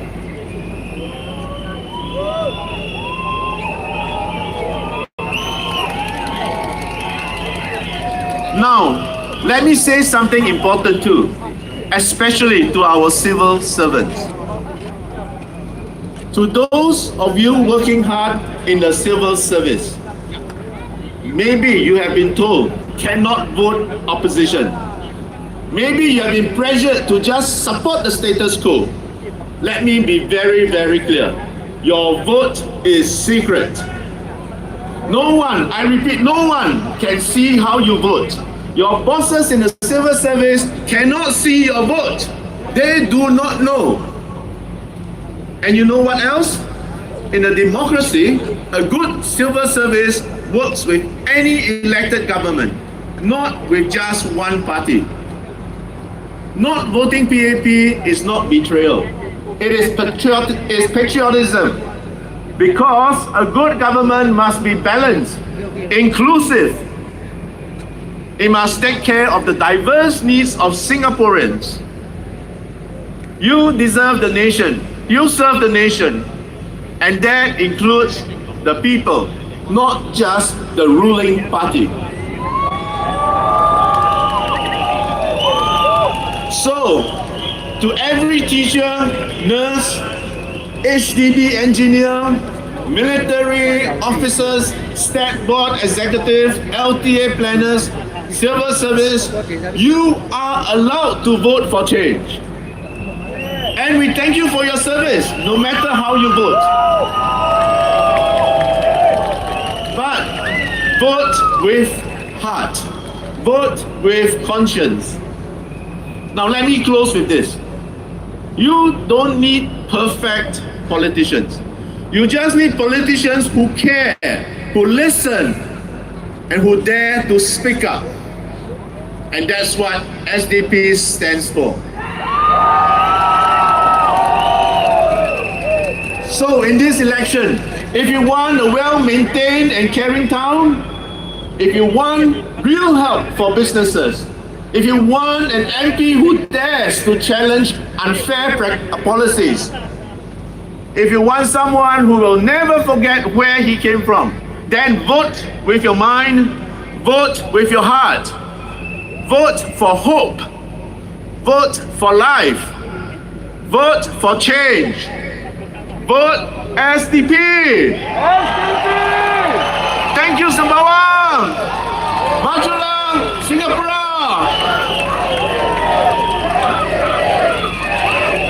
Thank you, Alfred. Ladies and gentlemen, Alfred, everybody, Miss Alfred, let's give him a big hand! So on 3rd of May, like what Alfred said, we will remove them. That's right. And the spirits are getting stronger and stronger by the minute. Ladies and gentlemen, everybody right here, Sembawang, we thrive. Once again, not just survive. Everybody make some noise! Sembawang roar! And commercial break. It's time for me to do my job again. Everybody, let's give her a big round of applause. She's gonna do her job, guys. Let's give her a big hand, guys. Let's give her support she needs. Take a nicer picture of me, please. When you want to post, take a nicer picture of me. Supporters, please go to our merchandise booth, get a clapper, get a bag, get a book, support us. We need all the support that we can to fund this campaign. And also, the SDP need polling agent. Please sign up as our polling agent. For more information, please go to our merchandise booth. They'll be more than happy to explain to you, the shift and what is needed for the polling agent. That's right, supporters. Give yourself a big clap. Everybody clap as loud as you can, guys. Jaslyn, I'm going to do this one for you. Everybody, when I say 1, 2, 3, okay, everybody, for her. Because you know what she's been covered, having to go through so much. Right here, bring your clapper, bring your books, bring your lao boo boo. Everybody, I say 1, 2, 3, everybody, raise your flags and make some noise. This one is for you, Jaslyn. Sembawang roar!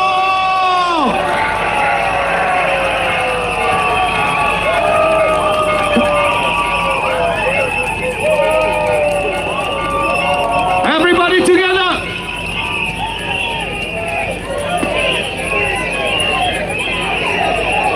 That's the crowd! Sembawang roar! Thank you very much.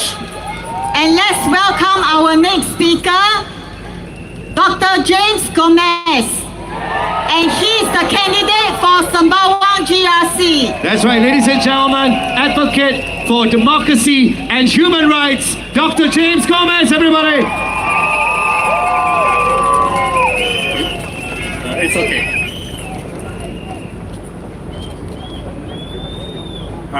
Today, the title of my speech is called Sembawang. Replace PAP, install change. Dear voters of Sembawang, your vote this coming Saturday, the 3rd of May, is a vote to reset Sembawang GRC. Since the start of the elections, at every rally, through every statement, every piece of campaign messaging from the PAP and Ong Ye Kang, there's only one thing that stands out. They are stuck in the past. Stuck talking about what you should be grateful for and stuck using the same old fear-mongering playbook. It is clear the PAP is not the party of change. Singaporeans want new ideas, real accountability, and leaders who put the people, not the party and their individual selves, at the center. In the run-up to the elections, and now through this election season, analysts, netizens, observers, and residents alike have ranked the SDP as one of the first-tier opposition parties in Singapore. But we are humbled by the recognition. The truth is, the SDP is just an ordinary party, made up by ordinary people, but we do have lots of passion. Nevertheless, at the request of Sembawang residents, the SDP has come forward to contest in Sembawang GRC in the hope that our passion to serve can help the residents. So thank you, residents of Sembawang, for giving us this privilege. With SDP, there is no need for Ong Ye Kang to bring the Turf City horses here. The SDP's red horses, your candidates for Sembawang GRC and Sembawang West SMC are already here. And with the Sembawang voters' blessing and support, we hope to win and replace Ong Ye Kang and his PAT team for Sembawang residents. We are the no horse run. SDP, Bo Bei Chao! SDP, Bo Bei Chao! SDP, Bo Bei Chao!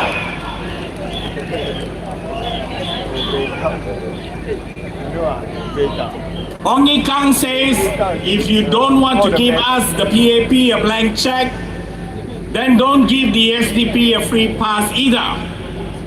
It is the PAP that has had a free pass for decades. And what have they done with it? Look around you. Cost of living has soared, job security is failing, while inequality is rising. Healthcare is expensive for ordinary Singaporeans, and support is piecemeal. Every year, every election, it is the same issues and the same hardships that Singaporeans have to face that the PAP cannot resolve. Ong Ye Kang has collected millions in salary from the taxpayers' money.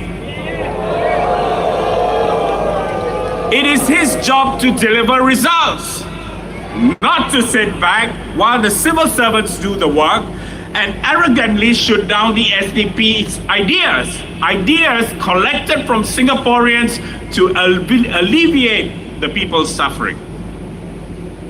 We can no longer afford to be passive against this inability of the PAP to solve the people's problems. The situation simply cannot go on. It must stop here and now. The PAP team in Sembawang has to be replaced. Let's speak about Sembawang's town development. Every election, the PAP boasts about whatever infrastructure that has been built in the past years. Ong Ye Kang says, do you think any of this would happen if the SDP were in charge? Dear Sembawang residents, these aren't PAP gifts. Town development is not a PAP favor to give or not to give to the people as and when it chooses. These are public projects funded by taxpayers and have to be completed according to the national plan. But what is Ong Ye Kung doing? He's issuing thinly veiled threats to Sembawang residents. Vote for the PAP or lose your development projects. What we are seeing now is the true face behind Ong Ye Kung's social media spun narrative. A politically presumptuous, a politically entitled, constituency hopping, underperforming minister who now can sense the Sembawang voters do not want him anymore. But let me ask, where is Ong Ye Kung's Sembawang town plan? On 7 April, early this month, he announced that the Sembawang plan for the next 5 years will be published in the coming weeks. It has been 3 weeks, and we are on the second to last day of the campaign. Still no sound, no picture. He has become a silent Ong, a Bo Sia Ong.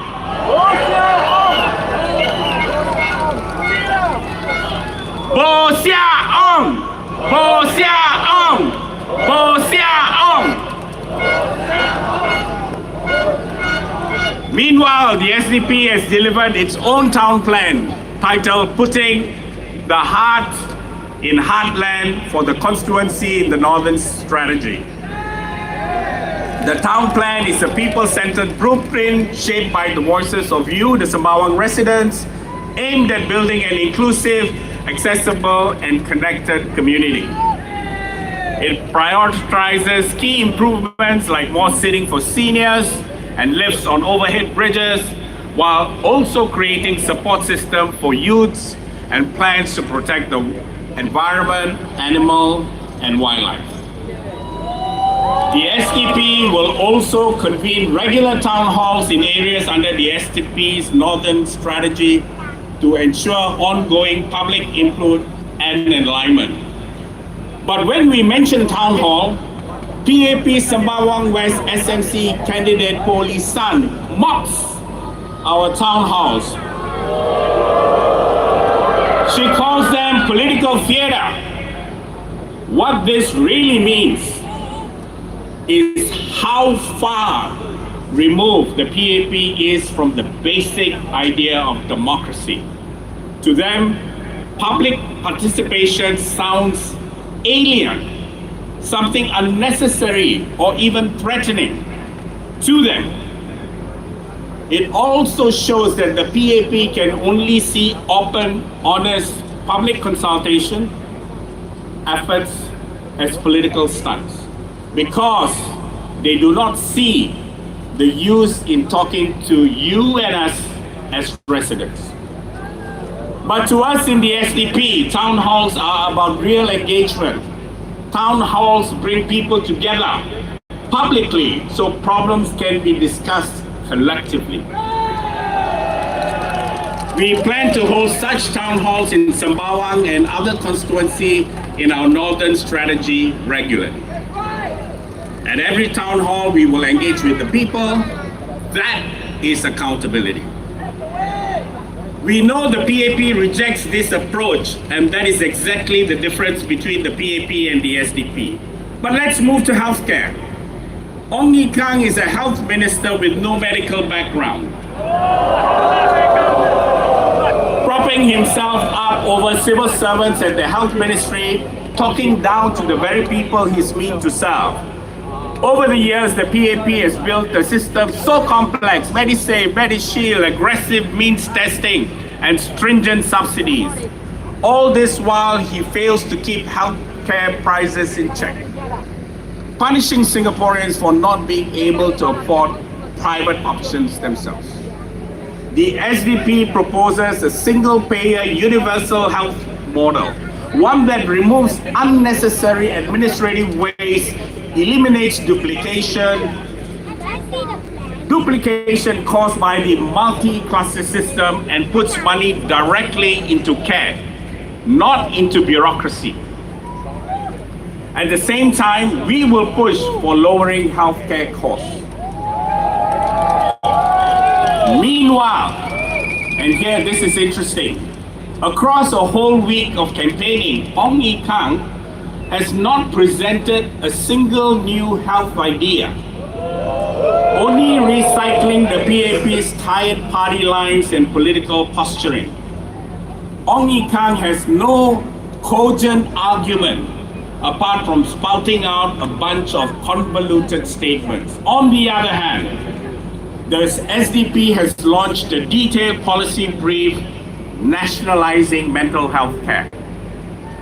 In addition to National Healthcare Policy Platform that seeks to address the root causes of the mental health crisis, together with increasing support for those with mental health conditions. Our proposal is to bring mental health care centrally as a critical component of Singapore's National Health Plan. This is the kind of initiative that SDP MPs are capable of bringing to Parliament. Our initiative on the Town Plan and the National Health Care are examples of the ideas and work SDP MPs can do for the residents of Sembawang GRC. That's why we are fielding not only passionate candidates, but also candidates of caliber with sound policy-oriented ideas and who are ready to serve. Let's talk about housing.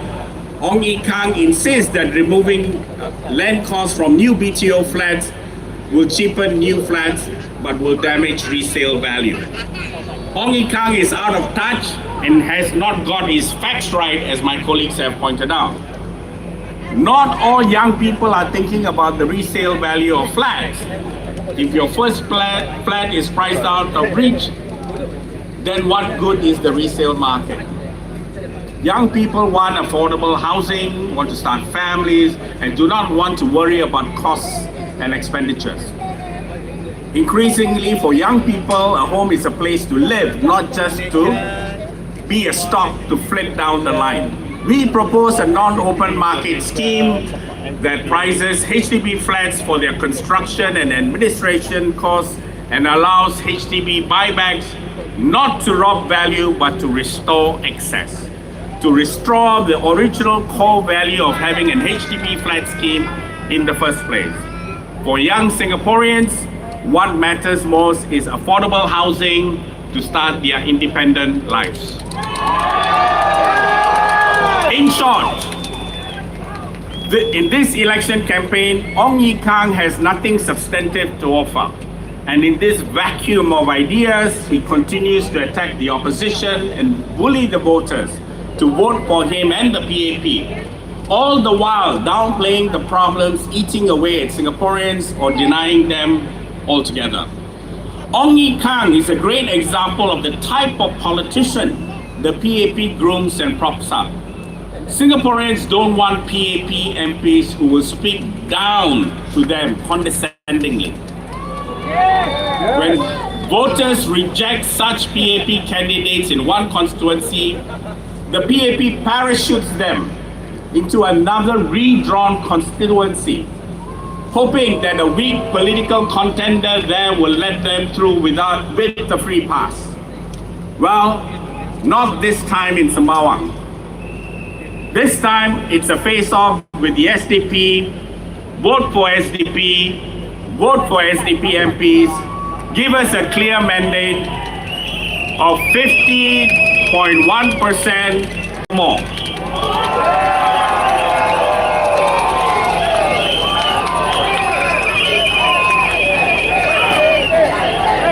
It is clear as we gallop into the final turn that Ong Ye Kung is hemorrhaging public support.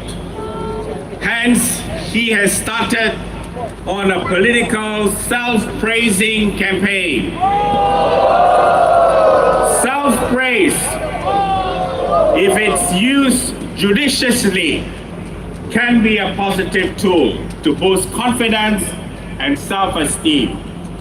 In Ong Ye Kung's case, this self-praise is excessive, boastful, and arrogant. It is simply too much. So Ong Ye Kung leaves us no choice. We have to sack that bugger!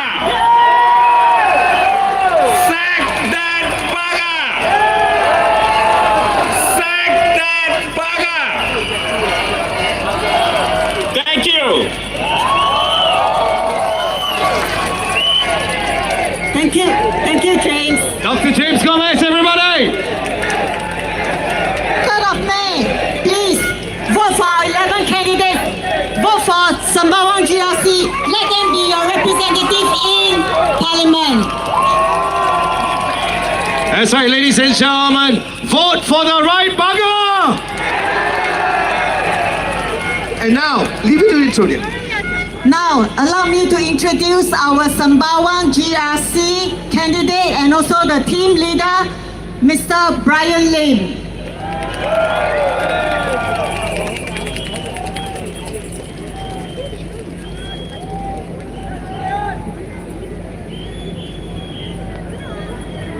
Can the people at the back hear me?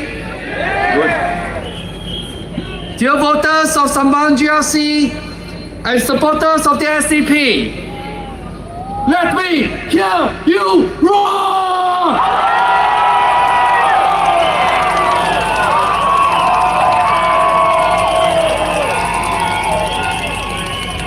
Thank you. First of all, I'd like to speak in English for the first few minutes of my speech to make a rebuttal to Mr. Ong Ye Kung's criticism of our party in his speech at this very venue 2 days ago. 首先，请让我利用这几分钟，用英语针对王以康先生2天前在同样这个地点批评我党的现实中做一点反驳。我稍后再用中文演说，好不好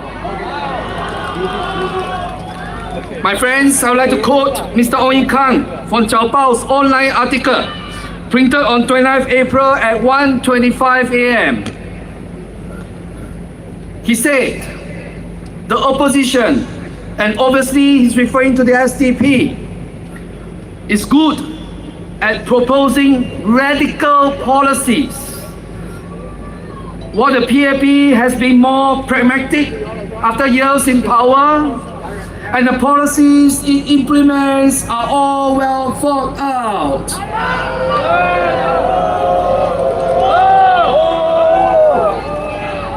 Now, my friends, may I ask you to join me in a little exercise? Don't worry, I'm not going to ask you to collect cardboards for this exercise by Mr. Tan Chuan Jin. I just need a few minutes of your time to find out some answers on your own. Is that all right with you? Firstly, I would like you to take out your mobile phone. Has everyone done that? For the viewers at home, please join us in this exercise. Secondly, please go to any browser, for example, Google. I want you to type ChatGPT. You have the ChatGPT app. Please open it up. Are you done? Some uncles and aunties may be struggling at this stage. So for those who are tech savvy, can you please help them? All right. Now, I want you to type these words in the ChatGPT query box and repeat after me as you type so that the whole of Sembawang can hear you. Repeat after me, all right? How many SDP policies with the PAP copy and adopt in the last 30 years. Have you typed that? Okay, don't press the submit button yet because I want to do it together. Right, are you done? Is someone ready? Okay, let's press the submit button now. What do you see? Do you see the list of so-called radical SDP policies which the pragmatic PAP government has copied and adopted? Do you see that? Okay, my friends, I need a small favor from you. Can you please show this to Mr. Ong if you happen to see him tomorrow during his walkabout or house visits? Can you do it? Yes. Or you can send these chat GPT results to his social media channels. Thank you.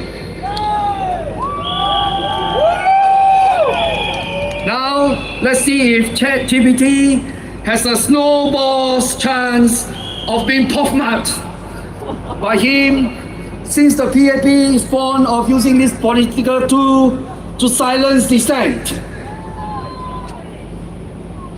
My friends, you can continue to play around with ChatGPT and ask questions like, is Shamugan's garden bigger than my house?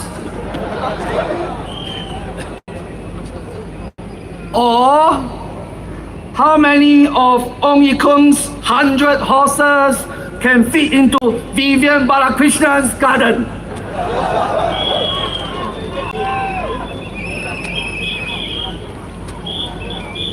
But please, my friends, please do this only after the rally, or Dr. Paul and Dr. Chi is going to box my ears later when you don't pay attention to their speeches, okay? All right, enough of horsing around. Let me switch to Mandarin for now. 各位，经过刚才的活动，足以证明了王以康先生指责民主党只会提出激进的政策，而行动党执政多年更加失误的理论是不攻自破的。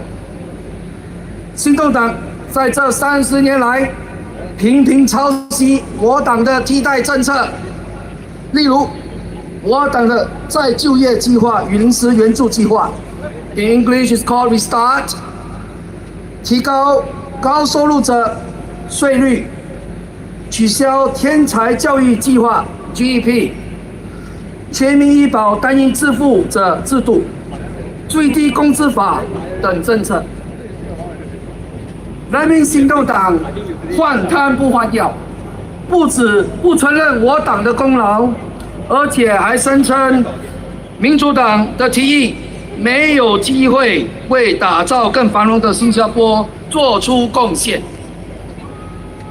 各位，王先生说的话有没有道理？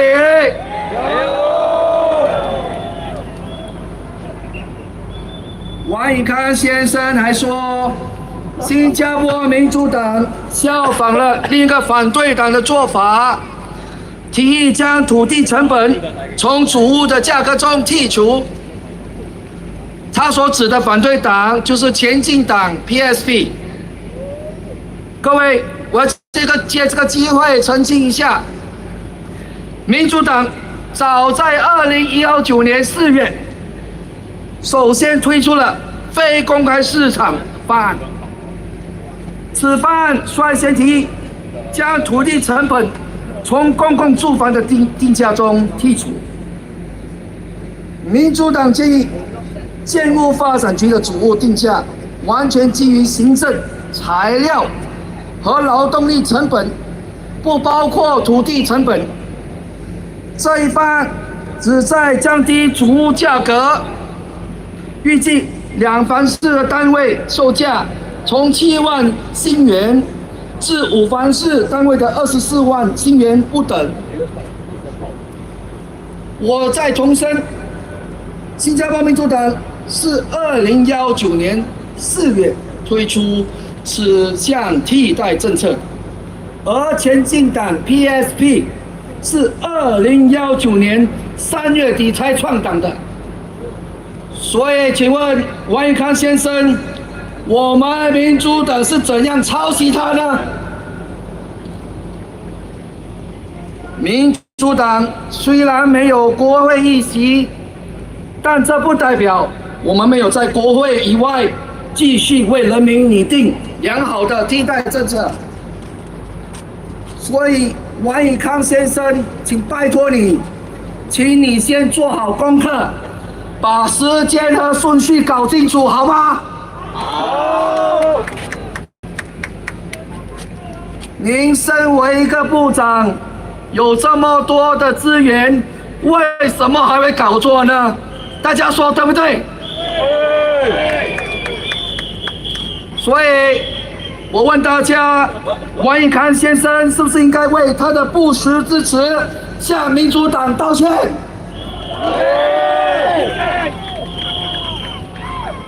王以康先生还说，取消本地成本会影响转售价。各位亲爱的朋友，你们自己看看，一个当部长的，不是先在乎大家是否有个家，特别是为我们的年轻族群，而是先在乎是否大家能在房地产这一块捞一笔。王以康先生似乎忘了新加坡建筑发展局的使命。那小弟借这个机会再次重申发展局它的使命。发展局说，我们要提供负担得起的高质量住房和良好的居住环境，让社区蓬勃发展。请问各位有听到建筑发展局的使命是叫大家买公共住房转售捞一笔吗？有吗？各位，政府主屋乃家之本，不是用来当股票、当赌注、用来牟利的工具。数据显示，2013年一间4房式主屋价格28万。现在已经叫价65万，整整升了1倍之多。各位，那么我们的下一代该如何是好？我请问大家，不住在政府主屋的王先生，能不能了解年轻人在住房这方面的担忧呢？我明白。在薪水增长缓慢的情况下，年轻一辈是否有能力供庞大的房贷呢？我想请问大家，年轻人变成30年的房奴，谁会得利？没错，当然是卖地的政府，而且房价炒得更高，国内生产总值 GDP 就会升得更高，而部长的花红与 GDP 是挂钩的，所以大家知道为什么王先生这么关心主屋的转售价了。所以，当您在5月3号投票时，请您千万要三思而后行，好不好？好。请您把票投给有能力、有担当的新加坡民主党，让我们为您挺身而出，仗义直言，好不好？好。谢谢大家。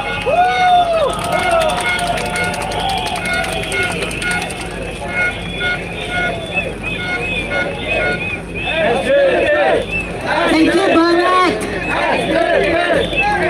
I would like to remind our voters, your vote is secret.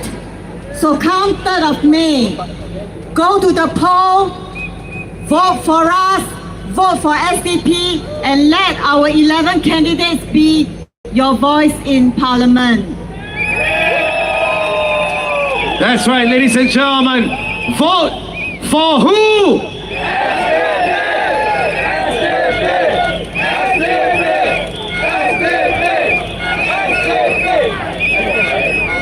And now for the moment that you all are waiting for. All right, ladies and gentlemen, we are going to have a session together right now. All right? We are going to bring, and it's there. It's a matter of fact, ladies and gentlemen. The moment we're waiting for. We are going to bring, as you would say, I mean, there's no other way to put it. We're going to bring our balls. No. Everybody shout, SD. SDP. That's right, we got the iron in us, ladies and gentlemen. The iron in us right here. For those holding the flag, please lower it down so that we That's don't right, balls it up, everybody. keep the balls rolling. Louder, everybody. SDP, SDP, SDP, SDP. Everybody roll! SDP, SDP. Yes, let them show us who we are. While you're passing the ball around, Dreaming Man, SDP roll! 居民们记得5月3号，请投我们新加坡民主党一票，把我们的11位候选人送入国会。 You are the people, ladies and gentlemen. You are the iron, ladies and gentlemen. And they will be the voices of you. Who do we vote for?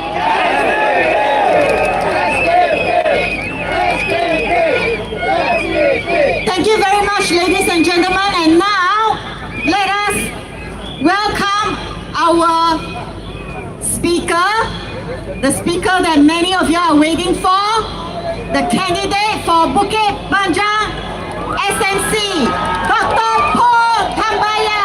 Mr. Paul Tambaya, everybody! Once again, everybody, who do we vote for?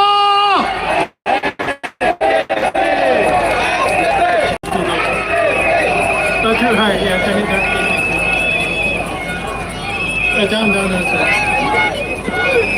Yeah, okay. Good, perfect. Yeah. And move it a bit more to the side. Yeah.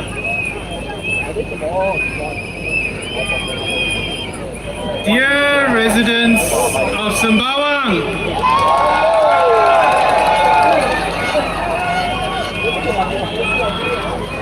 in August 2022, the SDP announced our decision to return to Sembawang in a big way by holding a mega walkabout on National Day that culminated in Kampong Admiralty with a media doorstop.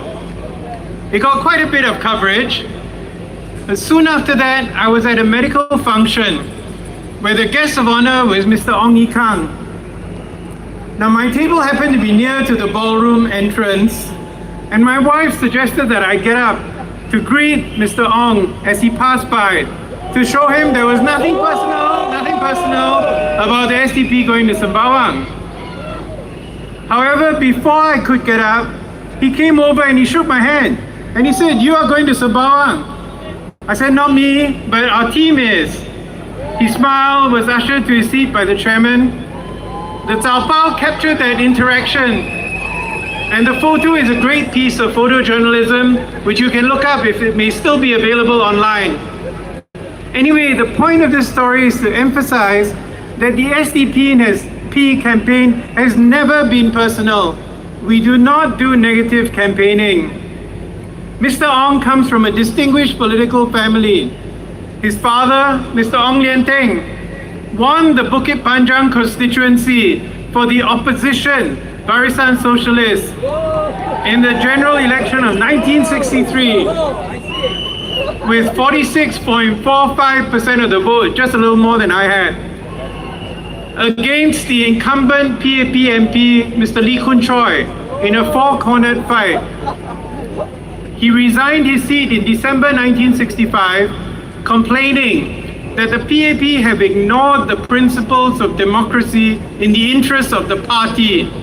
Doesn't that sound familiar? Mr. Ong Ye Kung is reported to have waited for his father's blessings before joining the PAP, which is something I respect. My father and I disagreed in the past about a number of things, and it was good that we made peace before he passed away. So the SDP's campaign is not about Mr. Ong personally, it's about a different vision for the people of Sembawang and the people of Singapore. Mr. Ong will be fine, whatever the result on Saturday. He bounced back after losing Aljunied in the 2011 general election, and I'm sure that he's more than capable of bouncing back again if he should lose again on the 3rd of May.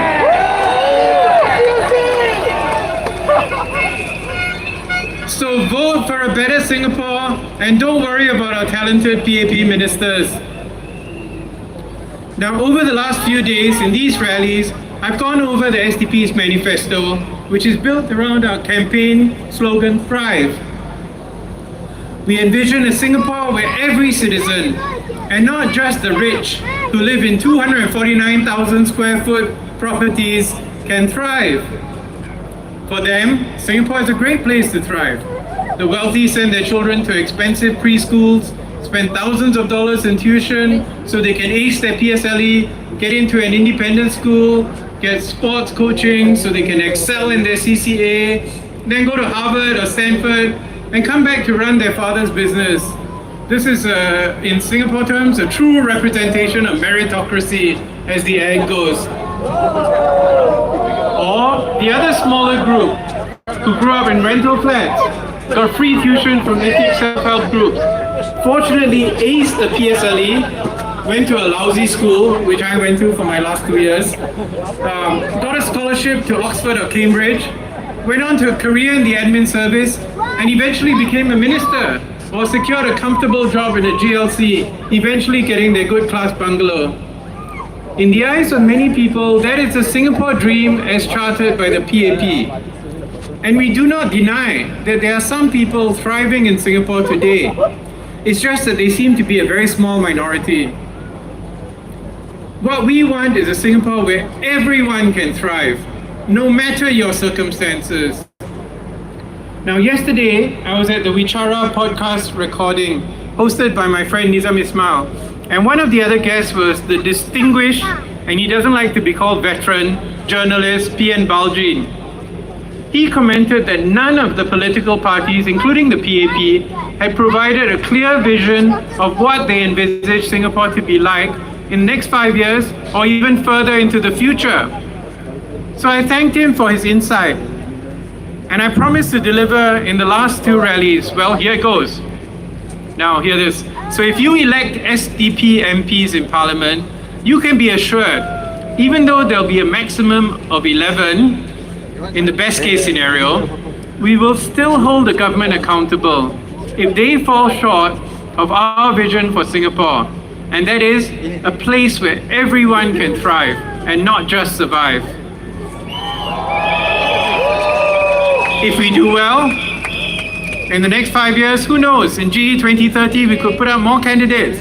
And maybe in the future, you'd get us in the position to make some of these real changes. In the meantime, as an opposition party in Parliament, we'll do our job to present alternatives, to identify gaps in the current system, and to work to bring government actions closer to the people, rather than what makes the elite happy. That's what the people of Singapore want, and that they deserve a fair chance to do well in their lives, no matter what their circumstances. So in contrast to the elite pathway I mentioned earlier, where the PAP seems to select people for the privilege of thriving, in the SDP's world, all children would start from a good place, because maternal and child health would be essentially all provided by the government with small co-payments, as in the golden era of Singapore's public health in the 1960s and 70s.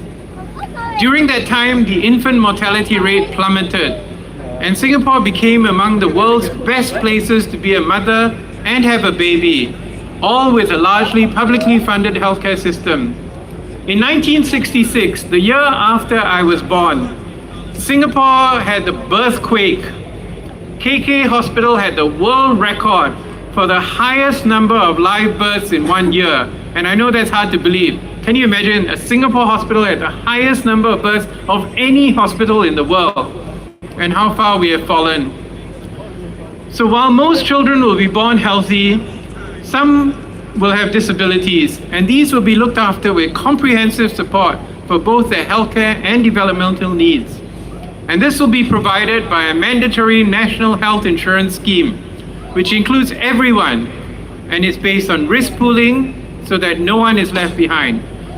Rare diseases will be covered by reinsurance, which will also be mandatory for the insurance providers selected for inclusion. After finishing a nationalized preschool education program with standard curriculum, equal access to resources, the children will go to a school within walking distance of their homes.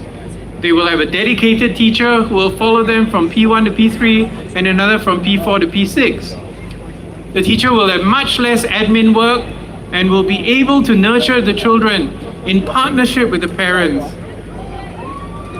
With small class sizes, so they can get to know the kids.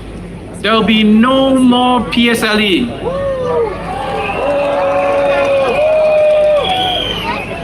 So the kids can go to programs that suit their needs and their interests, rather than have their futures determined by achievement levels in one single high-stakes exam.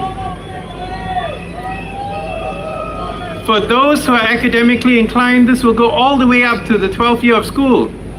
Then they'll have the opportunity to go to an institute of higher learning, where they'll be eligible for all the scholarships that were previously limited to foreign students and not open to Singaporeans. Once they graduate, they'd be able to compete fairly for jobs with their compatriots and have their basic rights as workers protected, including a living wage. If there are certain areas which were not covered by the local education system and were not perfect, talented foreigners could be brought in for a limited period of time to enable the local graduates to catch up and benefit from technology transfer. They will be encouraged to join small and medium-sized enterprises, which would benefit from government grants and programs to allow them to compete with large multinational companies. And they would be encouraged to start a family by housing grants, preferential allocation of housing, and they could choose open market or non-open market flats depending on their long-term financial plans. They would be able to pay off their mortgages within a relatively short period of time, as the cost of the flats would not include land costs. They would be free to pursue the arts and culture, either in their spare time or if they choose to as a career. Singapore will once again be a regional hub of the film industry, like in the days of Cathay Chris. Our sports teams will be world-class, like our hockey team, which made it to the Melbourne Olympics in 1956. Our badminton teams, which repeatedly won the Thomas Cup. If the citizen is retrenched, they won't panic because they would have access to retrenchment insurance proposed by the SDP, which pays them a living allowance and is insurance-based, part of CPF, rather than a drain on the national coffers like the current PAP program.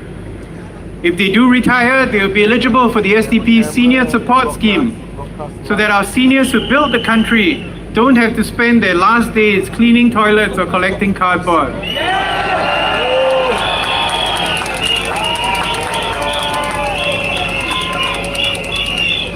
Now I know that this sounds like a kind of utopia, but it is all eminently achievable. The first generation of PAP leaders brought us close to that kind of ideal, with national schools, HDB flats which could be only sold back to the HDB, very good publicly funded healthcare, but unfortunately we lost our way. And like many countries in the world, we embraced the neoliberal ideas which decided that the elites should get all the benefits and the rest of us should pay for them. We have an opportunity right now to reverse course for Singapore and to return to our democratic socialist roots. The SDP has been consistent in our values for more than 40 years, and we think that the people of Singapore share many of these values too. And we have come to the point where we can say, enough is enough. We do not need to pander to the whims and fancies of those living in $88 million homes, while we struggle to afford basic public housing just down the road.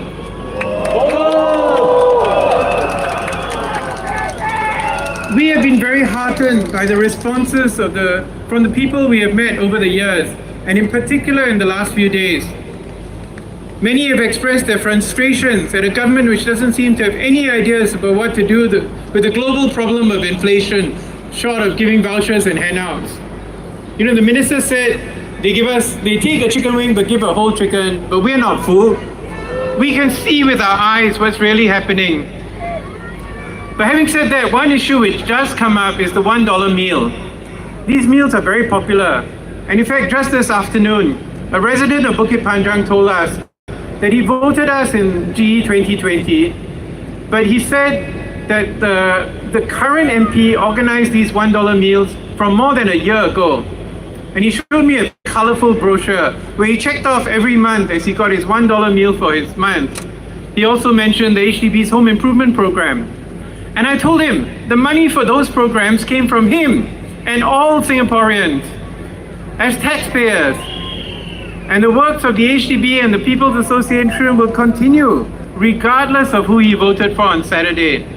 He seemed somewhat skeptical. And at the end of the visit, he said, you know, I like you, but those $1 meals did make a difference to me and my fellow citizens. I took his point.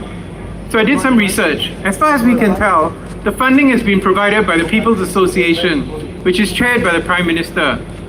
But while we may not have access to these funds right now, we are confident that we can find some other way to fund this project, or a better project.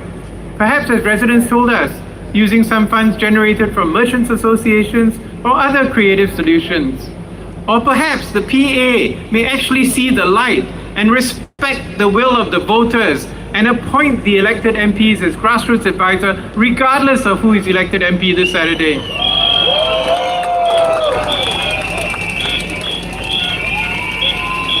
Now, finally, I want to make some comments about the former PM Lee Hsien Loong's comment about the risk of losing a minister or two.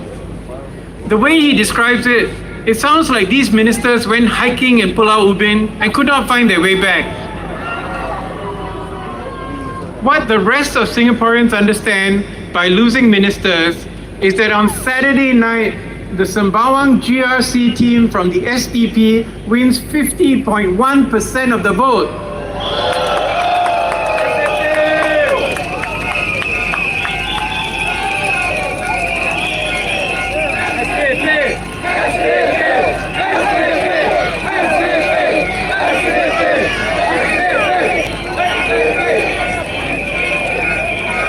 So what that means is that you, the people of Sembawang and the other constituencies, have decided the ministers cannot make it.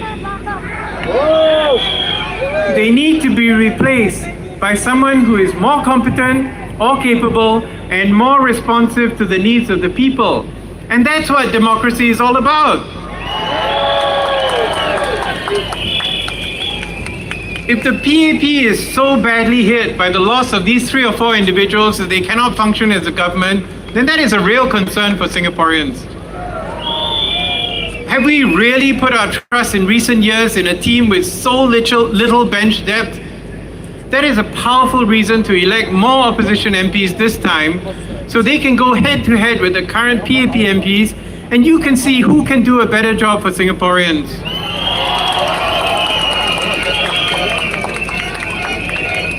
This is a crucial election. and the power is in your hands. Do vote without fear. Vote for change. Vote for a Singapore where everyone can thrive. Vote for the SDP.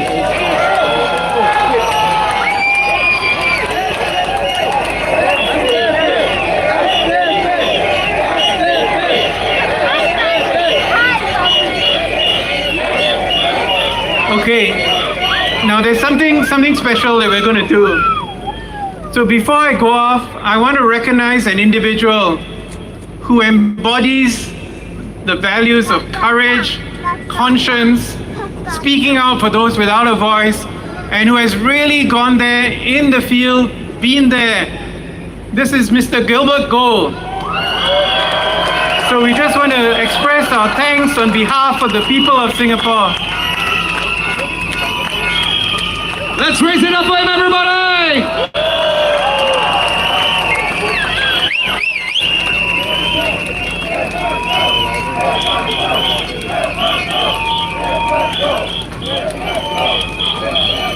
Thank you, Gilbert, on behalf of the people of Singapore and any and all of humanity. Thank you very much, all of you.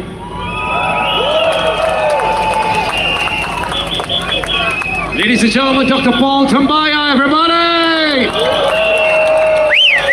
Ladies and gentlemen, does Dr. Paul deserve to be in Parliament? Bukit Panjang residents, where are you? Will you vote for Dr. Paul to be in Parliament? Remember, your vote is secret. Come 3rd of May. Please vote for Dr. Paul Tambaya to be in Parliament so that he can be your voice in Parliament. Are you ready to vote Dr. Paul Tambaya? 5月3号，记得投我们新加坡民主党一票，记得投 Dr. Paul 一票，让他把他送入国会，让他在国会替你们发言。记得你们的投票是秘密的，勇敢的投他一票，投我们的11位候选人进入国会，把他们送入国会，说的他们可以在国会替你们发言。Now, ladies and gentlemen, right here, let us invite. If we are ready, raise your flags, ladies and gentlemen. Raise it all. I want them to see it all, guys. Raise it all even more, ladies and gentlemen, right now. As we bring him on, ladies and gentlemen, right here. Are you ready? Ladies and gentlemen, Dr. Chi Soon Chuan.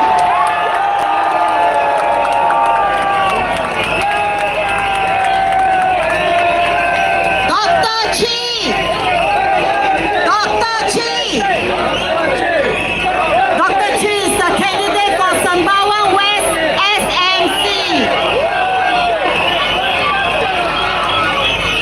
Would you like to have Dr. Chi voted in?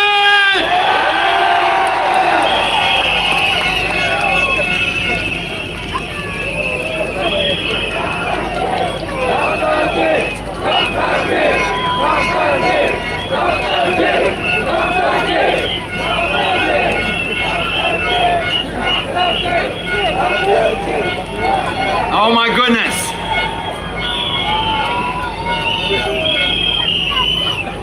Thank you. Thank you so much. It's fantastic to see all of you here. You really bring some cheer to all of us on stage. And we want to thank you so much for braving the rain and being here tonight. We've got a very important message, especially for the Sembawang GRC voters, as well as the ones in Sembawang West. But let me start off by taking you through some of the things that Mr. Ong Ye Kung has said about the SDP. 4 words that I want to use with him. Criticize first, copy later. Now this is the PAP's favorite playbook. During elections, the PAP will slam the opposition for its alternative proposals, for our ideas, but after elections it will adopt our ideas, but it won't give any credit. Let me just cite you some examples. The SDP had proposed an unemployment insurance scheme to provide retrenched workers with financial assistance and support for its re-employment. We call it the Re-Employment Scheme and Temporary Assistance for the Retrenched. But then, during 2016, in the Bukit Batok by-election, Mr. Tharman, who was at that time Deputy Prime Minister before he became President, accused the SDP of pushing for populist policies, whose idea would be costly. He slammed the SDP, saying, "Don't bluff people." 8 years later, Mr. Lawrence Wong announced that the PAP would implement just such a scheme and called it the Skills Future Job Seeker Support Scheme. Same thing, different name. That's all.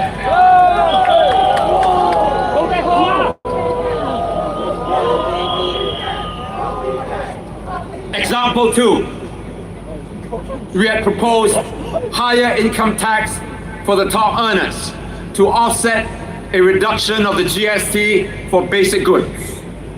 Dr. Vivian Balakrishnan, at that time, attacked us as, and I quote, the most middle-class, unfriendly opposition party, unquote. But then in 2015, the PAP raised income taxes for the top 5% of earners. Example 3. The SDP had proposed a minimum wage policy as early as 2001. Now back then, Manpower Minister Lim Swee Say rejected the idea, saying that such a policy would erode Singapore's competitiveness. Then in 2012, the PAP introduced the progressive wage model, which is similar to our proposal. It just set the minimum wage of $1,000 for low-income workers in selected sectors. And these are all reported in the media. It's there for all to see. There are many other examples which I don't have time to mention. And now, in this election, Mr. Ong Ye Kung is doing the same thing. He is criticizing our policies and asking, where is the money going to come from?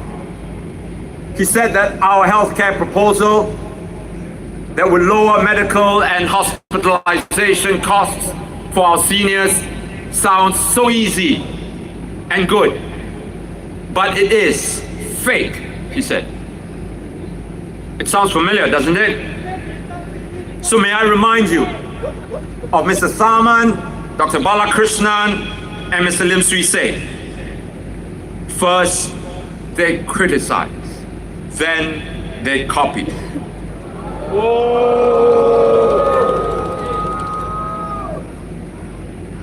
Somehow, Mr. Ong will tell you that the SDP's proposals are useless and the PAP is the best. And then he'll adopt our ideas. He really buay paise. The most important point in all this is that the SDP has been able to get these policies implemented while we are not in Parliament. Just imagine what we can do if we have SDP MPs.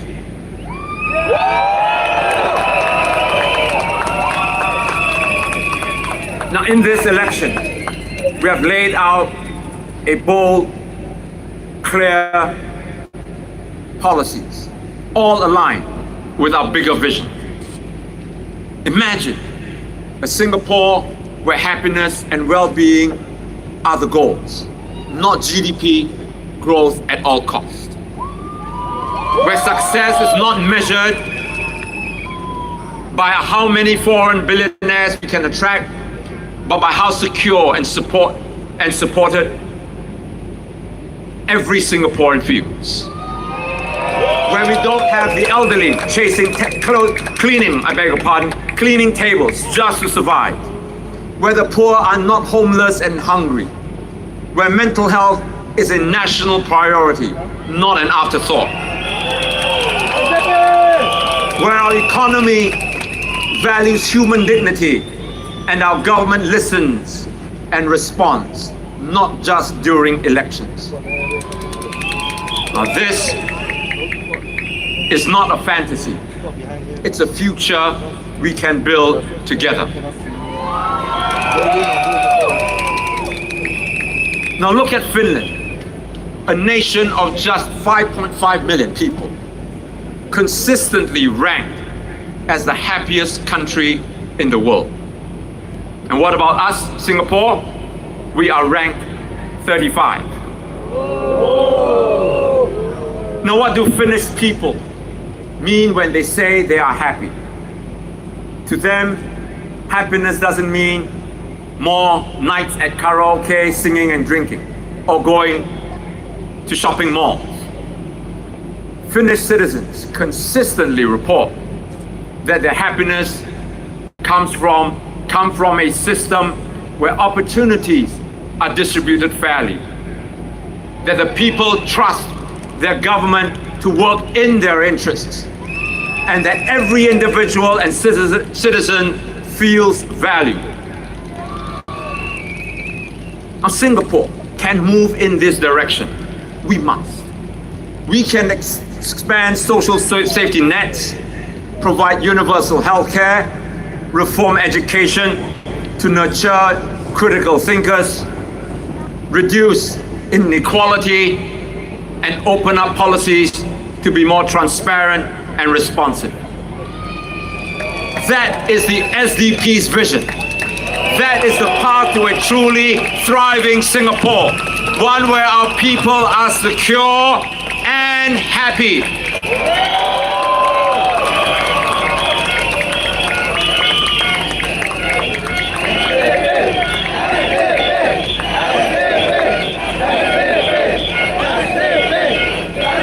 The PAP's path, on the other hand, leads us right back to the problems we are drowning in.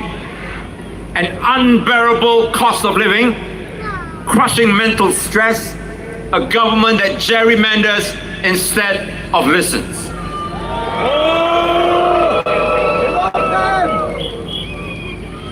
We are offering you an alternative, my fellow Singaporeans, voters of Sembawang West and Sembawang GRC, Marsiling UT and Bukit Panjang. A real, credible, visionary alternative. We ask for your support so that we can begin building it together with you.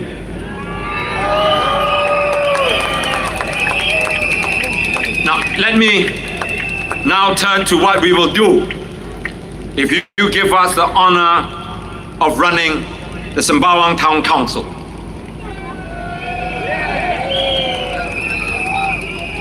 Back in 2015, 10 years ago, we published a detailed town council management plan. It outlines what we will do in our first 30 days and then in the first 100 days of us taking over the town council. You can track our performance because we believe in accountability. And we will set up robust financial systems, estate management protocols, procurement safeguards, community support systems, and an IT infrastructure. We aim not just to meet current standards, but to surpass them. Now you'll find all of this clearly spelled out on our website, yourdp.org. Please go in and read them. If you're a Sembawang GRC voter, Sembawang West voter. I want to ask the Sembawang GRC team back on stage and reintroduce them to Sembawang GRC voters. Brian, Alfred, James, Suraya, Daman, would you come and join me on stage?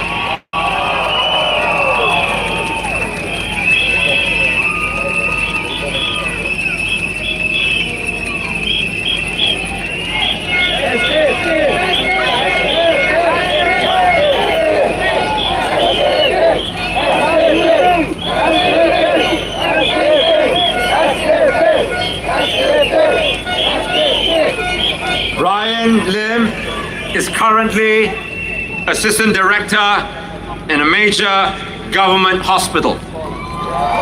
Isn't this what you always hear about PAP candidates? Director of this, director of that?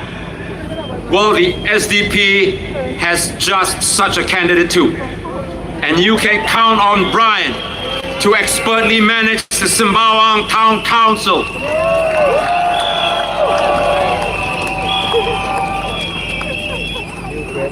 Alfred Tan. Alfred hails from the same alma mater as me, ACS. I think you're a few years my junior. But like all good ACS boys, Alfred is an entrepreneur with decades of leadership experience in international banking, corporate finance, and business management, not just in Singapore, but all over across in Asia. Now Alfred will oversee the finance department if and when we take control of the Sembawang Town Council. Then there is Dr. James Gomez. Dr. Gomez is a political scientist and regional director of the Asia Center, which is a think tank of political studies in Asia. Now James, if you don't already know, was named on the list of Asia's 50 most powerful communicators by Asia Week in 2001. He will guide the town council's policy and strategic planning.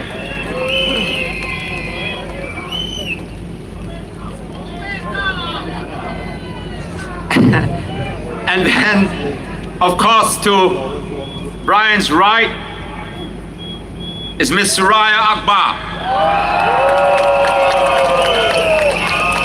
Suraya controls the purse strings of the SDP as treasurer. She is an advocate for women's rights and community welfare, known for her advocacy work on behalf of single mothers, calling for benefits such as maternity leave, childcare leave, and a child development account. She will naturally head our community outreach and welfare office in the town council. And of course, I've left the best for the last. And that is Damanuria Abbas. Daman holds a master's in educational management from NTU, as well as a bachelor's degree in architectural studies from NUS. He has a long-standing commitment to youth development and education. He also served on a regional upliftment project supported by Temasek Foundation. Ladies and gentlemen, this is not just a team, it's a powerhouse of knowledge, heart, and experience, which will include Sembawang West, and which I will personally lead with pride and purpose. It is a mission-ready, heart-driven, battle-tested team, and we are ready to serve.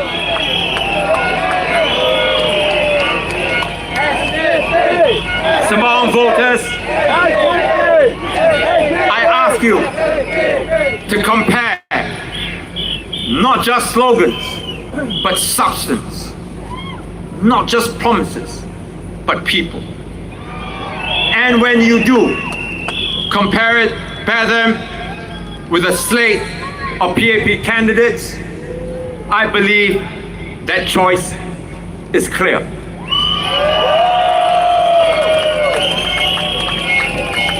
With the SDP, you will get capability, compassion, and commitment. As I promised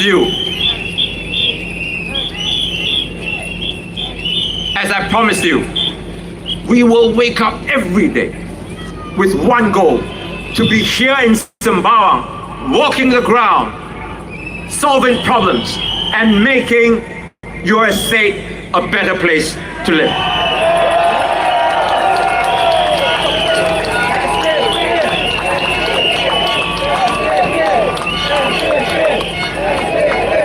We will meet you, sit with you, and more importantly, listen to you.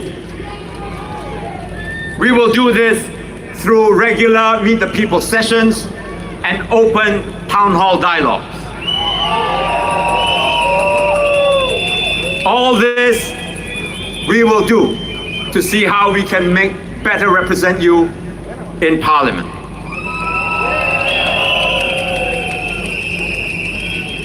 You have my word.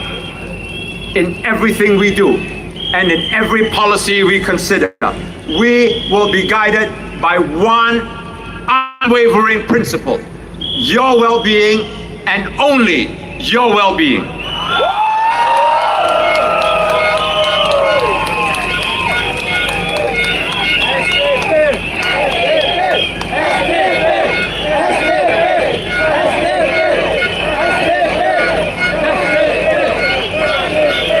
So this Saturday, when you step into the voting booth, do it with pride, with purpose, and with hope in your heart.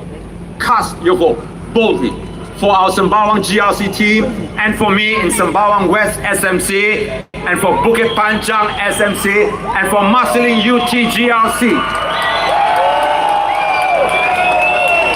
Let's make these constituencies shine, and let's make our country proud.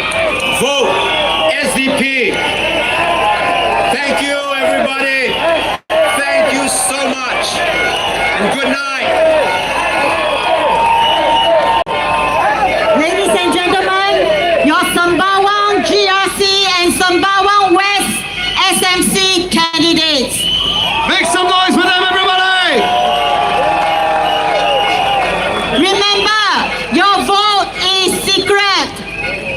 When comes 3rd of May, please cast your vote to our 11 candidates and send them to Parliament. Let's send them to Parliament, ladies and gentlemen! Our balls are behind. If can, please roll the ball back in front.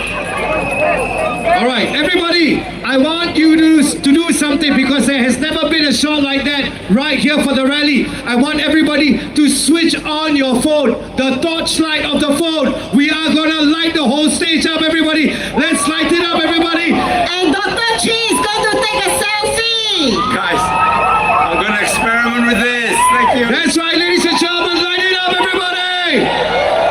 For Sembawang GRC. Everybody shout SD!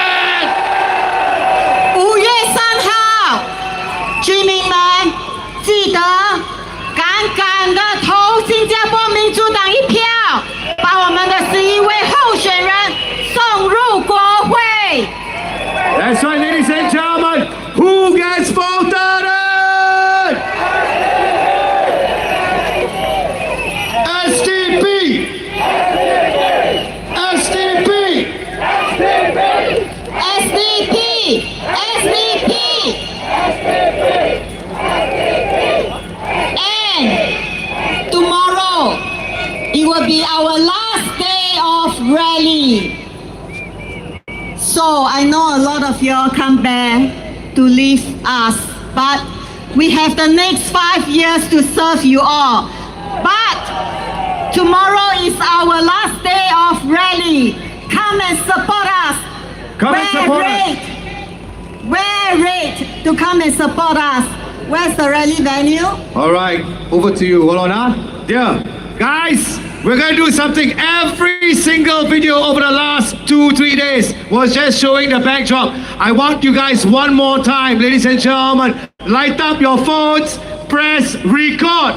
Light up your phones, everybody. Everybody, light up your phones, everybody. That's right. And press record. Okay? 1, 2, 3. That's right, everybody. Let's light it up. Show the crowd, everybody. Let's do it together for everybody. Right now. SDP. SDP. SDP. SDP. SDP. SDP. Sembawang Roar.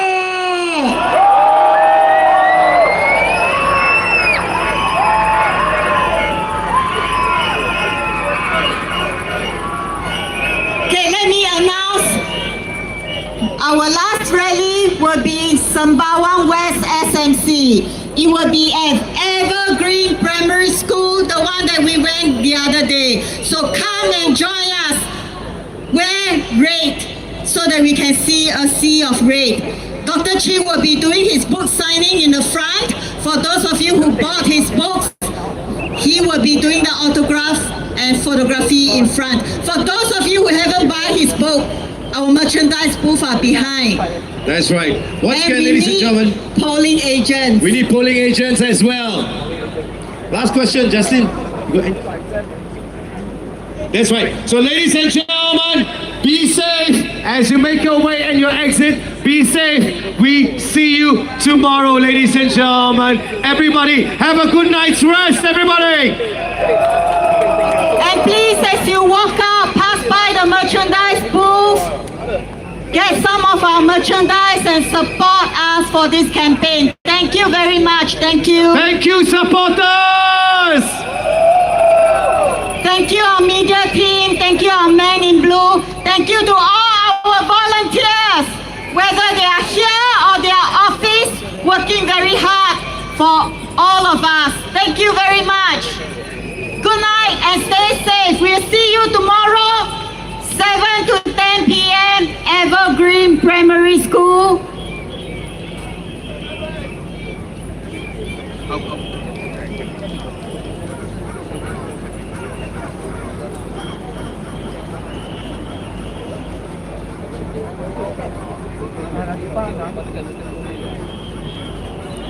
And that has been the rally portion at Sun Plaza Hardcourt. Thank you for watching. Subscribe, click the notification button to be informed of future content. And I hope you found this election rally to be go wisely. And now let's take a short walk around the neighborhood, see what we can find under low light conditions.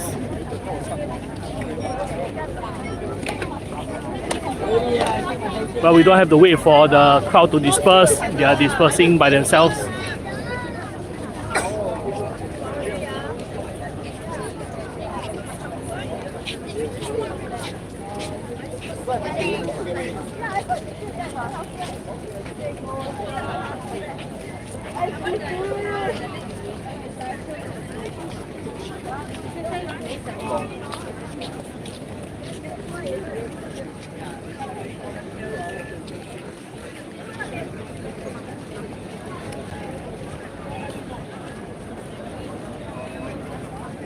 Buy our merch. Support us.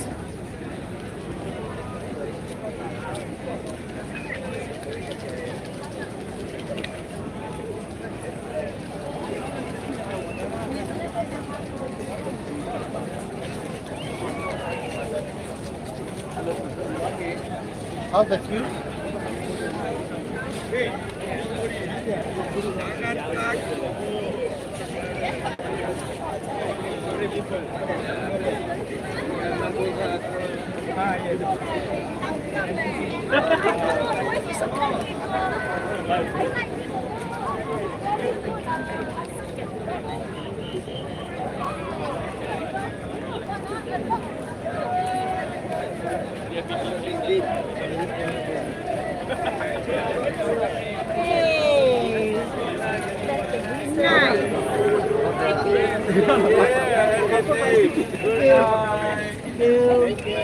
Thank you for wearing it.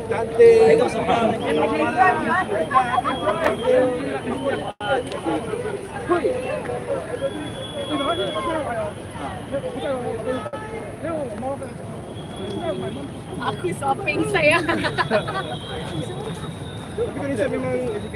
Mine is matching with this.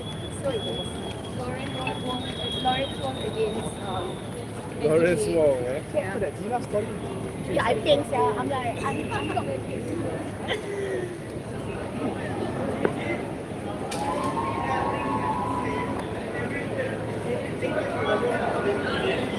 Your girlfriend done more.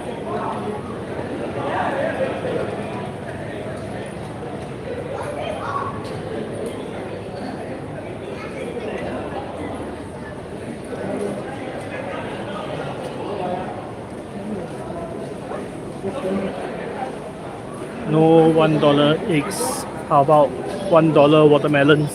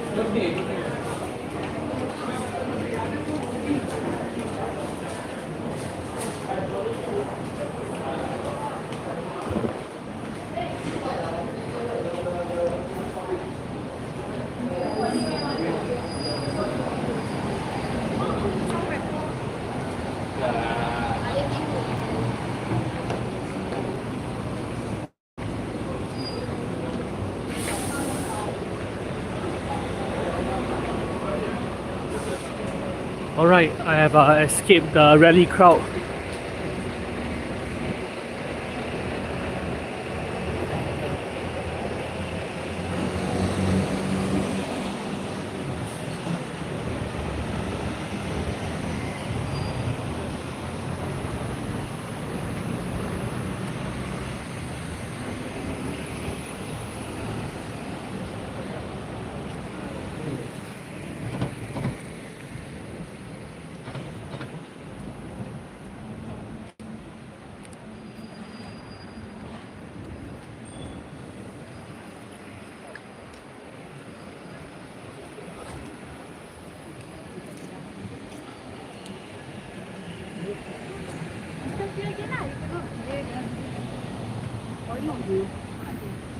This is not the 1950s, man.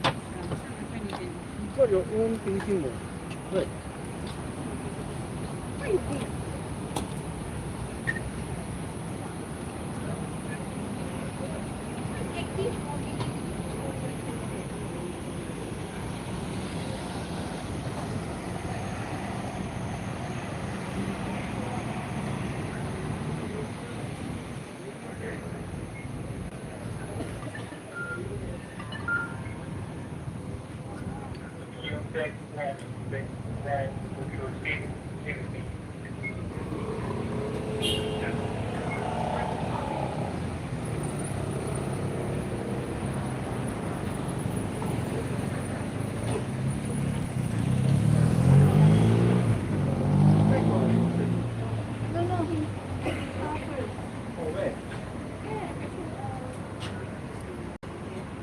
Share Rela, use and return on the other side.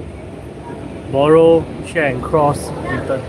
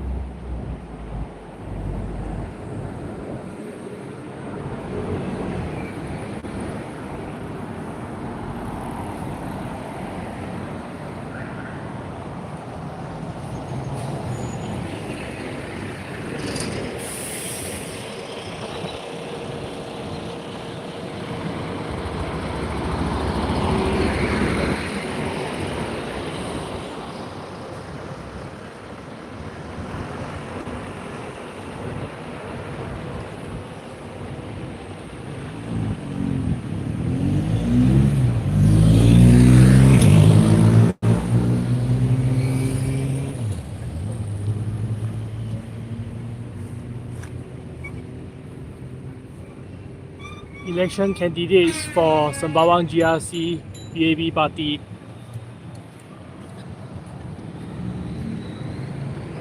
Prime Minister Lawrence Wong.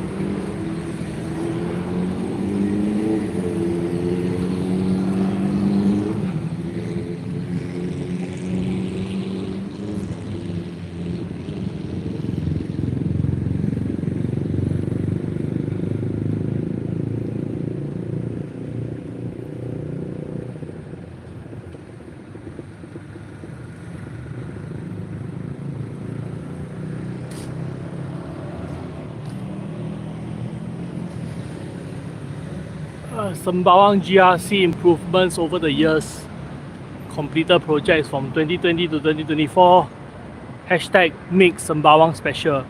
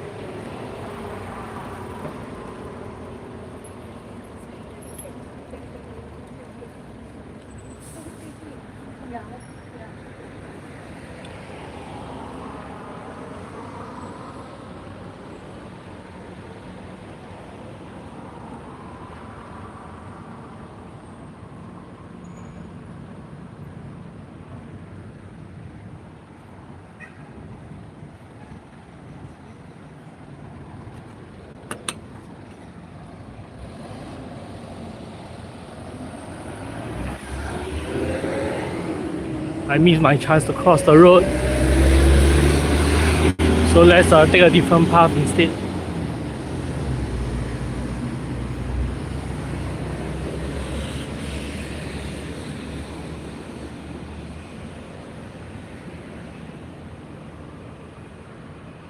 Well, election candidates for the SDB party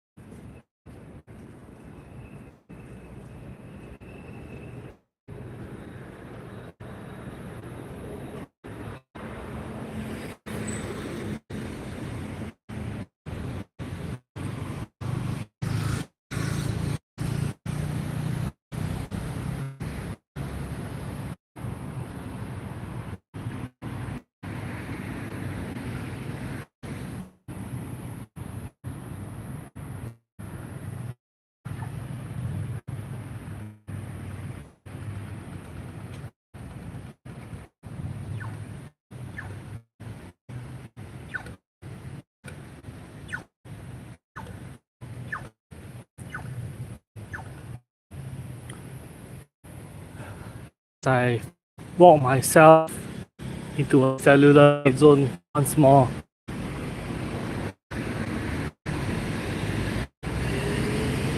I guess the neighborhood will be better explored in a pre-recorded video rather than just like. But anyway, I guess I should end the stream soon. Thank you for watching.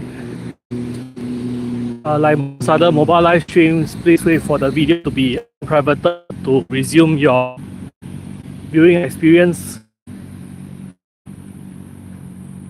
One more day for rallying. I do hope I'm able to get more election very live stream. See how things go. Subscribe, click the notification button, inform the content.